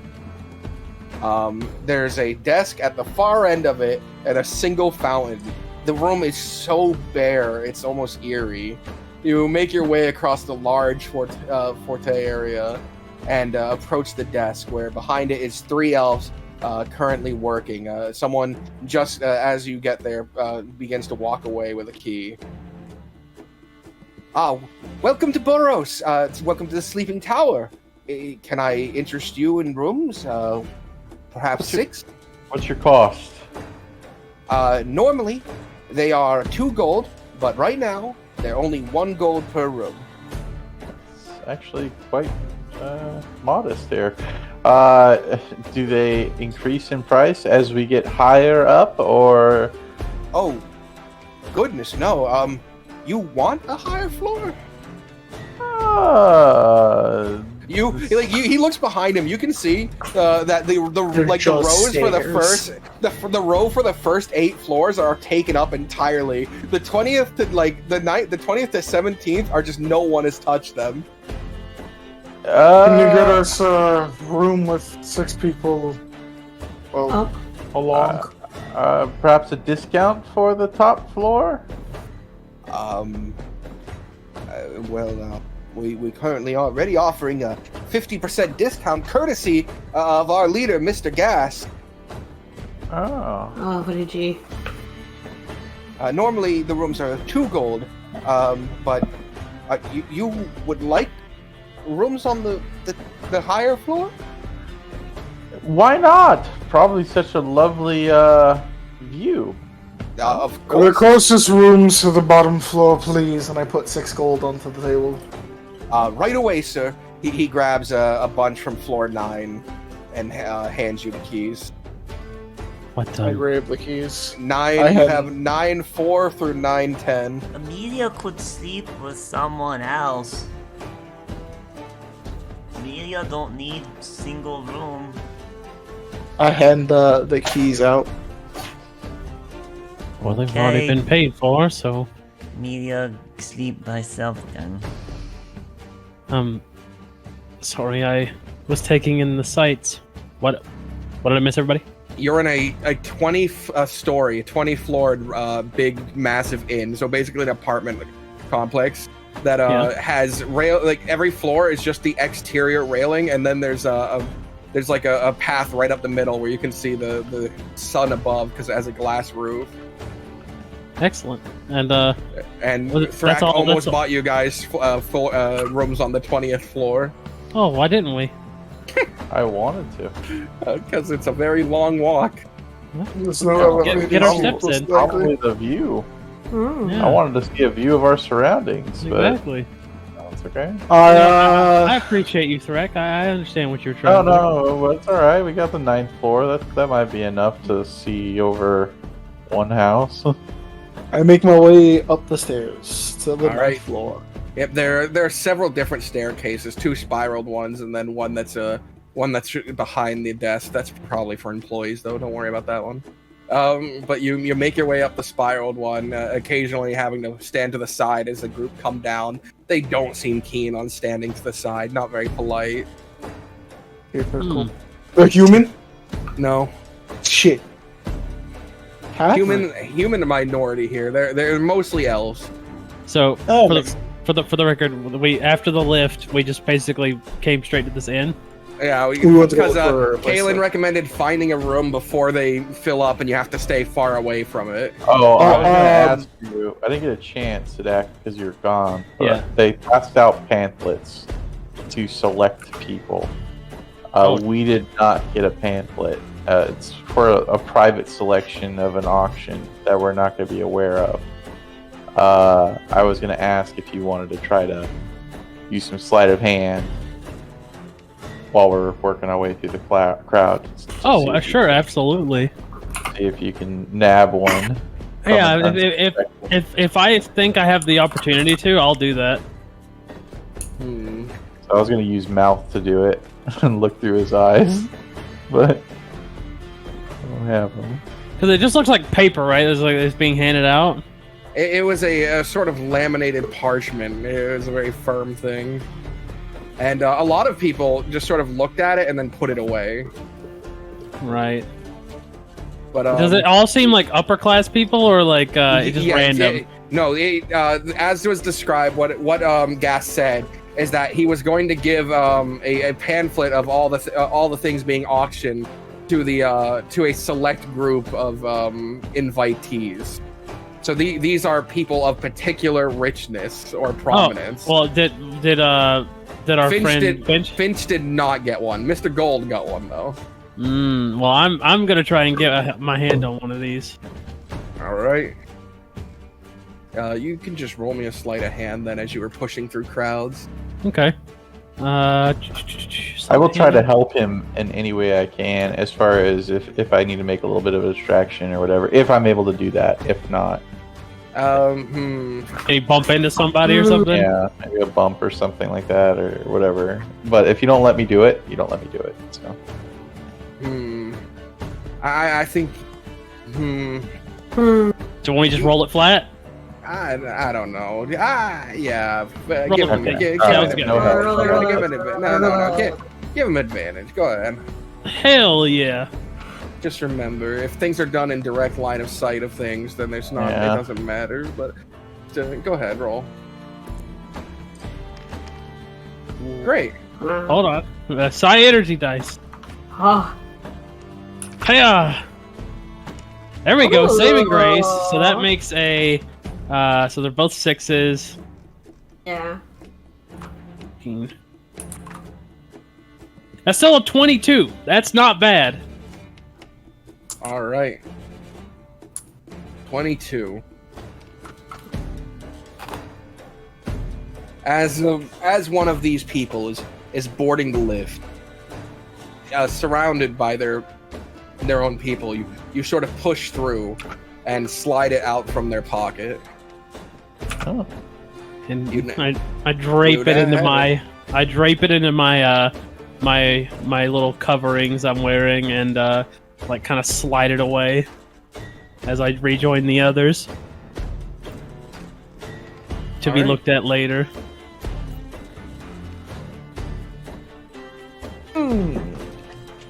Insider info. Yeah, It's just a brochure of all the things. I know, that I you trade. know, but it's gonna be. It might extremely useful. might give us some information. All right. Your crew has made it to the 9th floor. There's several other people on this floor, and people already coming up to the floors above. Just in that lower area, and the lift only moves like 100 people at a time. There must have been over 1,000. That is sort of a massive coliseum down there, and a cave outwards. The lift is probably 300, 400 feet down, maybe 500. That's strong. Those are two strong hill giants, man. Yes, Holy. there was also 2 more at the bottom. Oh wow, so it's 4 hill giants pulling and pushing this thing up. I guess with the pulley systems, it probably make it a lot easier. But dang, that's Yeah. awesome. All right, so we're up at our rooms, yeah. Yep. Opening the door to the first one, The door itself is a sort of firm door. There's a slot for things to be pushed through, and then there's a peephole that seems to be one way. It only works on the inside. Pushing it open, your room is 3 parts. There is a massive area, like not a massive, but a large area where there's cooking utensils. There's a stove set up. There's a large thing of water. There's just various things to keep yourself going in here. There's even a dining room table. Behind that, you can see a bed, and there's a massive window. The window looks almost as long as the bed, that it's right beside it against the wall. And then there's a third smaller room, which seems to be a washroom. There's a bath in there, and there's a drain too. Man, this is like an extended stay. This is good, nice. It's a great place. Yeah. Right, well, if all of our rooms are as well equipped as this, then we're gonna be in good hands. Oh, so I make my way into the room. Right. It is as well equipped as his. They are all about the same quality. Sidek will just find his door, make note of it, and then take a quick peek inside, and then step back out since we've got places to be. Amelia, to your possible disdain, there does not seem to be anything for fun in here. Yeah, she has to be all alone because no one to sleep in the same room with her, so she just lays down on the bed. People aren't going to sleep yet. You guys have just acquired your rooms. Yeah, but she just, walks up to it and face plants, thinking that that's it. It seems to wobble under you. Waterbed? No. It happens to be a waterbed. She gets up. She goes to Aurora's room, who just left. So she goes to Nicole's room. Just needs to have some stimulation. What the fuck? Are anyone's rooms open while they're inside? Sidek is We know how to lock outside. that. There is a lock, yeah. Yeah, the calls will be locked. Can't use lockpicks. Told Yeah, not you see, to. Sidek is like he's staring at you at the door, like when you peek over at him. She's not picking it. She looks really depressed and lacking of energy. Kalen is currently looking over the edge from the 9th floor, and his eyes seem to be a bit wide. We're really high up. Yes, I haven't been this high up in a while. Amelia was much higher. There's some trees in Arendelle that go higher than this. Great tree, of course, on its own, right? But there's it seems that the closer you get to the great tree, the taller the tree canopy gets. Actually, it's quite impressive. As you're looking over the edge and you're looking down at the main lobby, you do see the guy that you stole the pamphlet from has entered the building. He is also staying here.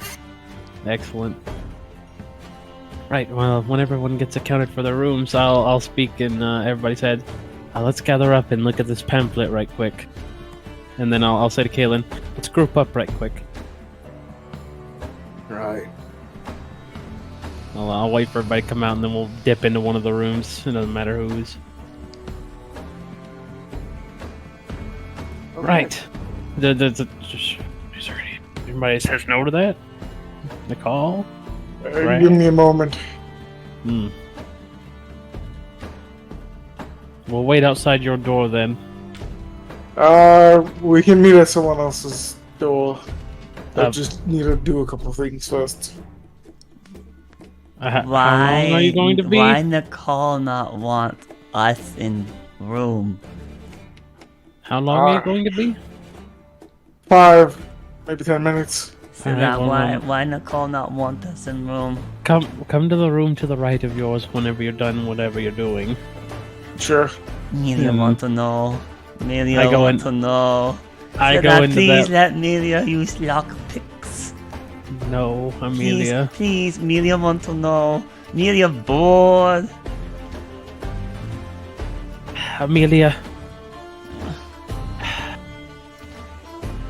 knowing what you know and having the tools you have, boredom can get you killed. You need to be careful with what you know and what you have. Boring can get you killed too, though. Fact, right. Yes, boring kill media. Media thing. Now call being sneaky. Okay. Why do you need to know what he's doing? I could show you a little secret that I learned back in the other inn I was in. My catapult skills have gotten better. Can you show Amelia? Draka, I could shoot a hole in these walls. Shoot hole? Amelia have a gun? Gun shoot hole? I don't think it's a good idea. Just shoot hole? We should respect Nicole's privacy, Amelia. To an extent. To an extent. How much extent? The extent is, I'm gonna stay here, and you're gonna do whatever you're gonna do, and if you decide to ask Nicole over there for something and happen to overhear a conversation or two, that's your problem, not mine. Okay. Amelia, go to door and listen really hard. There you go. That's what you have to do. She's gonna put her ear to the door. Try to hear. I didn't tell you to do that. Do I hear what's going on in that room? Mike, what would be heard? You would hear the sounds of things being moved around. The sounds of like chair like being moved. Stuff like that. Basically furniture being moved around. It seems to be fucking with his room. Nicole going to host surprise party. He's hosting surprise party. Please, just. Whose room is to the right of Nicole's? Aurora's, great. Aurora. Yes, Aurora, immediately. Everyone, please go into Aurora's room. Okay. But Amelia. What? I'll start dragging Amelia away. Oh. Yep. And shuts the door, leaving you locked in Amelia's room. Or in Aurora's room. She puts her ear to the door. I mean, the wall that's towards Nadal, and she's trying to figure out what the heck he's doing in there. Right, I'll go ahead and we can take a look at this pamphlet that people were getting. We can catch Nicole up whenever he gets over here. I'll take a peek at it. It seems to just be the more precise list of the things being offered here. In particular, the two sarcophagi have names. It even specifies that they died only a week before the explosion. It seems. The names on them are Sorn and Maribeth. There's also the raw chunk of runestone. The war cart. It specifies the details of the war cart a bit more in dimension, and the interior's condition and stuff. There's the rune arc, and it specifies in detail the floors of it and the condition it's in. And then there's the 8 weapons. It specifies what they are. It's 1 spear, 1 pike, 3 long swords, a morning star, a heavy crossbow, and a glaive. All of them seem to have been appraised by a prominent caster and are magical. Right.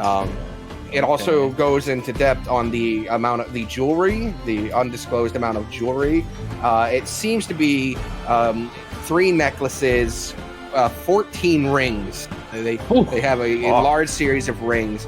And of the 14 rings, it states that 4 are magical and that 2 of the necklaces are magical. Perhaps we could send a sending spell to Kenneth to ask for funds to purchase. Well, without the funds being here, I don't think they would be. Put it on his tab. I think Kenneth's tab is quite large right now, Threk. Hey, that's not polite. He's losing quite a lot of weight. It's factual. Facts aren't polite, Threk. Oh man, Kenneth is probably sitting at the guild hall right now, sweating. These artifacts. Our debt is no longer 30,000. There's nobody in the guild hall. It's just Kenneth and like his overmounting like debt, and he's like, "Oh bother." It also has listed the 24 corpses, and it goes into detail about the conditions of each individual one, and about how some do have lingering magic on them. Oh jeez. That's for those scientists though who want to like study the fucking effects. Or people who just want morbid fucking things in their This is building. a fucking terrible auction. Yeah. This is a fucking morbid auction, dude. Yeah, it's like, yeah, we went to a war zone and like this is what we recovered. Why did we come here? Yeah, we took a journey in Nothing like but death here. yeah, we went into Chernobyl and here's some of the goodies we found. Oh my god. Goodies? No, it's great stuff. Oh yeah. And There unlisted dead people. is a full set of half plate armor. Oh, Oh. It also specifies that the half plate armor is quite magical. oh, quite magical. Not just magical, quite magical. Wow, do you look at that, Thrak? They really go in on this half plate armor. Is that how it's worded? Yes, On top like of that- everything's bolded. On top of that, there's it doesn't specify the details of the art, but it says that they have 3 sculptures and what are paintings? That's what they're called, and 6 paintings. It does state though that 2 of the paintings are in a poor condition. Yeah. So while this has been going on, by the way, Sidek has been transcribing like what is in this pamphlet onto just like some papers, just so that he has a record of it, and he's gonna once we've read it and gotten everything on papers, he's gonna dispose of this thing. Just throw it out the window. Yeah, actually, yes, that's what he's gonna do. Because it doesn't feel heavy, right? It's pretty light. No, it's just laminated, so it's like a sort of a solid piece of It'll paper. float on the wind a little bit. 9 floors up. It's fine. Yep. All right. And Nicole sure is taking a while. What is he doing in there? What? Oh, that's him. What the fuck is that? I'll open the door. It's me knocking on the door. Welcome. You took a while. I take it everything's okay? I don't. I walk in the door. I don't know if weird me to say, but I think my room has more light than everyone else's. This feels weird. Your room is the We same go as everyone to else's. Nicole room then? No.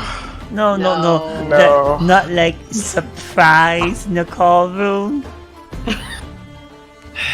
What are you on about? No, nothing. We just moved to Yeah, we're just party. chilling. Right. Here. I've Huh? transcribed everything of the pamphlet, Nicole. Is there anything that catches your eye? And I'll hand him the actual thing. Is there anything that catches my eye, dear? Let me go through it again. No. There are 2 sarcophaguses labeled Sorn and Maribeth. There's a raw chunk of runestone. There's a runestone war Is card. there a last name to those sarcophagi? Dude, there's no way we could afford any of this. They're fucking. Yeah. There's millionaires here, and we're just, thousandaires. We can't win Is there any a of last we can't- name we in can't win any of any of those this. sarcophagi? They seem to belong to a prominent family. These 2 seem somewhat humble, though. They was found out in a forest town. Well, what was left of a forest town. It's simply the letter N. Uh-huh. Oh, Nicole's last name. A ruined war cart. a rune arc, a rune spear, a rune pike, 3 rune longswords, a rune morning star, a rune heavy crossbow, and a rune glaive. 4 rings that were magical, 10 that were not.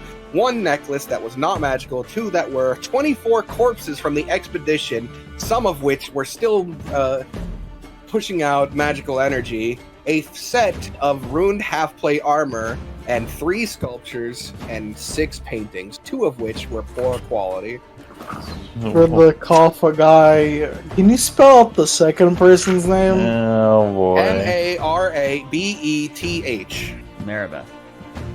Arabeth Maribeth. Naraf. Aurora. Amelia think Nicole's sneaky surprise in room. Amelia, why do you want to do things that Nicole Am I doesn't stupid? clearly want to do? Oh, okay, you play with Amelia then? I'll play with you, Amelia. Okay, what we do? We can do patty cake, Okay. or we can take a jog around the ship, or around the area. Actually, Tower? yeah. Okay. We can go jogging. Okay. Amelia and Aurora go jogging. Quick, Oh. to increase your strength. Somebody's score. What could go wrong with that? Nothing. Surely nothing can go wrong with it. Nothing will go wrong. Amelia and Aurora won't get trouble? It's just a light jog. Yes. Just 2 humans amongst elves. What's That'll be wrong with fine. that? Right, Oh, nothing. my friend Nicole, have you finished looking over that pamphlet? I've transcribed the contents here. You may have these papers. You see here both hands grabbing onto the pamphlet and just staring down at it. Right. There is something. What do you see? I messaged the DM something real quickly though, so I want to make sure. Yeah, I might have to change one of the things on it. Give me a second. Oh no. Okay. Because technically, that was never. Yeah.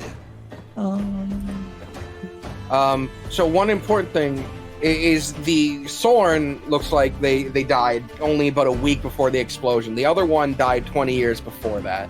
It seems like they were buried together after the fact. Okay.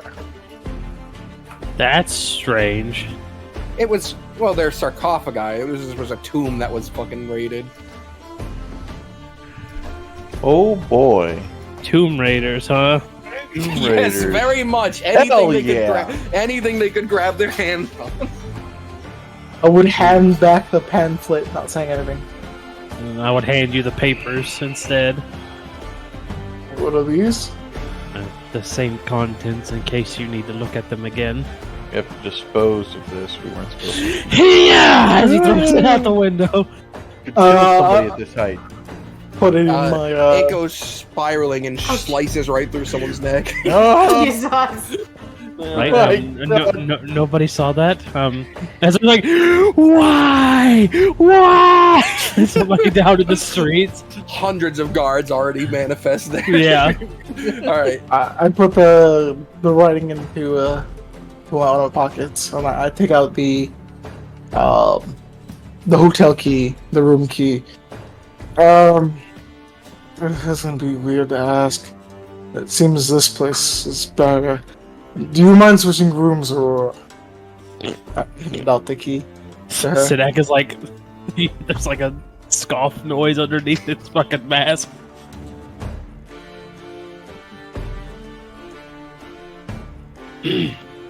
Well, Aurora, do you mind? Aurora, Yeah? do you mind? No? Good. room switch. I switch rooms. Alright, fine, let's go. All right. Tell me what is What does Aurora see upon entering the room? Does she go to the room? That's the main question. Aurora, do you go into your new room? I go into my new room. Dang it, already so soon. You can see the curtains have been drawn, so there's no real light into the room itself. It is completely dark. We go jogging, yeah? We need some light into this area. Media got light. Dancing lights. You follow her into her room? Yeah, of course. Yeah, get here. Oh fuck! Oh shit! It doesn't work. Who else is there? Hold on, let me ask. Delayed you boys. flame. We all, I think we all like followed out of the room and like watched them go into the room. That's the way I'm envisioning it in my head. Okay, so it's just those two. With dancing lights, and it creates enough light within the room. You can see most of the room is still intact. Nothing was messed with the bed. The curtains are drawn. Every other door has been, put down, closed. But next to the bedstand, there would be a easel placed next to it, or placed next to the bedstand. You would then see a 23 in performance, a painting.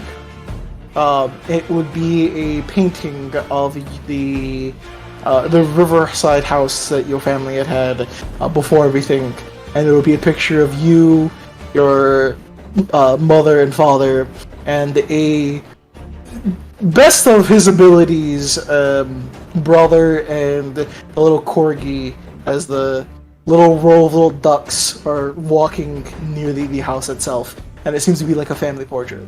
Is the portrait at all like tampered with? Did you like? Nope. Do you grab it and look it over or something? Like, what do you do? Oh no.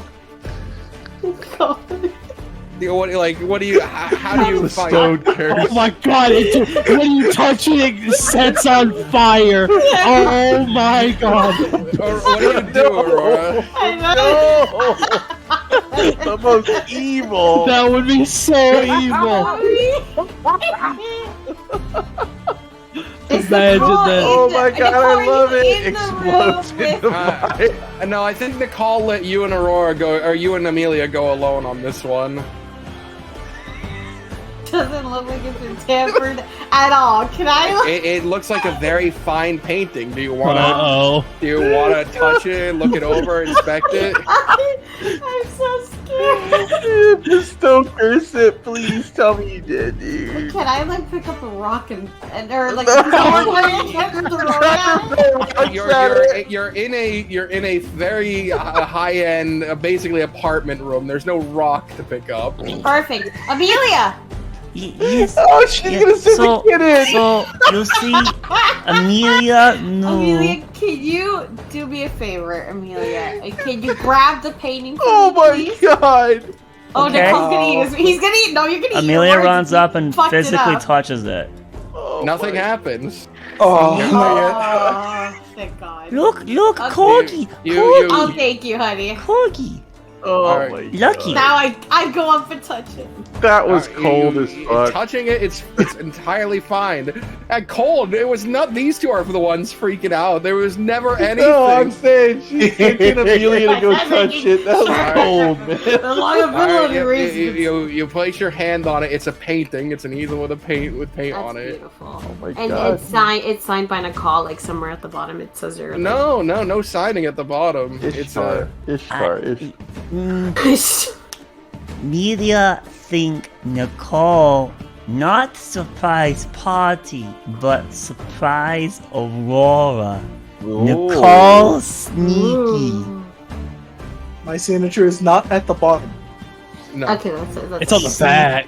It's on the Other rooms all same. This room different. Nicole move things. Melia here. Melia no Nicole do this.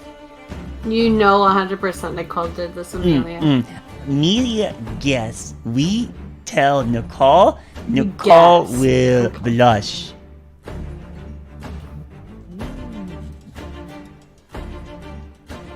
Right. So, do you want to lift the painting and put it anywhere, or just want to leave it on the easel there in the middle of the room? I want to pick it up. All right. As she picks it up, Amelia, you notice writing on the back as she's holding it. Look!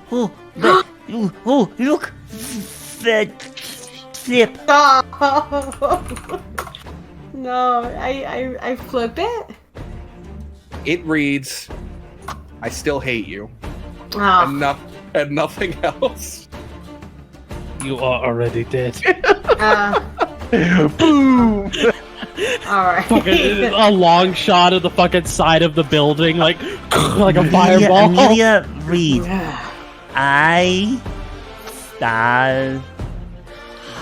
hate you. Still. Meanwhile, outside, what does Nicole look like as Sinek is like looking at him? He's smiling from ear to ear. Motherfucker. Alright. Kalen is just rocking back and forth on the railing. He is very close to tipping over. Paul's playing that long, psychotic, just the play right now. Just something about it he's gonna throw back in her face. Alright. Hey. What are He you planning? hates her. What are you planning, Nicole? What did you do? It isn't a plan that's been set up. It's a plan that's already going in fruition. Oh my god. Is it gonna cause a problem in the party? Yes. I hope not. Well, see to it that it doesn't, please. Well, I don't know how you get upset over. I don't know what you're doing, Nicole. That's the only reason why I'm bringing this up. I haven't done jack shit to him. That was He's the one awkward who's doing all behavior. the mean. You're the one who's been doing all the mean things to me. I haven't done jack shit to you. You've been teaching Amelia wrong. True. Amelia, how does that hurt him? It doesn't. It doesn't hurt him. No, see, yes, Amelia confused. Nicole say he like Aurora told Amelia, but now he say he hate you. Maybe he meant for Amelia? Cause Amelia like Lucky? No, Amelia, no. This portrait is clearly about my family. Maybe Nicole say that because Nicole locked heart. If Amelia Because give you Nicole- lockpick, what? maybe you can unlock Nicole heart. No, Amelia. We Sinek already told dies no. inside a little for some The reason. God already entrusted me. Yes! No! Critical hit. You guys can hear them yelling in the room now. By the way, Oh god, it's like reeling over the rail. Amelia go ask Nicole. She'll leave the room. Nicole! as Lord. the two of you step out, Kalen is rocking back and forth, leaning far back. When suddenly there's a loud. Oh god! It is far away. It's distant, Oh, but it rumbles the building, and Kalen nearly falls, but you watch him like just sort of dangle with both hands as people like all along the building are like what the fuck was that? What's happening? And people have begun to run and move. Tonight's session ends with you God. guys Run! standing on the Command of ninth the floor. warship. We're under attack, boys. Oh, Yeah. Well, All right. Someone outside. Someone outside.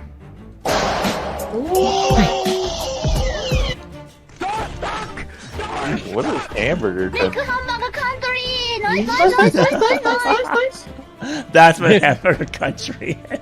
meanwhile, whoever set off that bomb clearly didn't get what they wanted, and they're like, They set Right, off the okay, well, bomb. thanks for tuning in, everyone. Thanks for playing. And thanks for hosting. And check us next week for the next episode of Primerus Paradox. And remember, don't trust the Dungeon Master. Good night!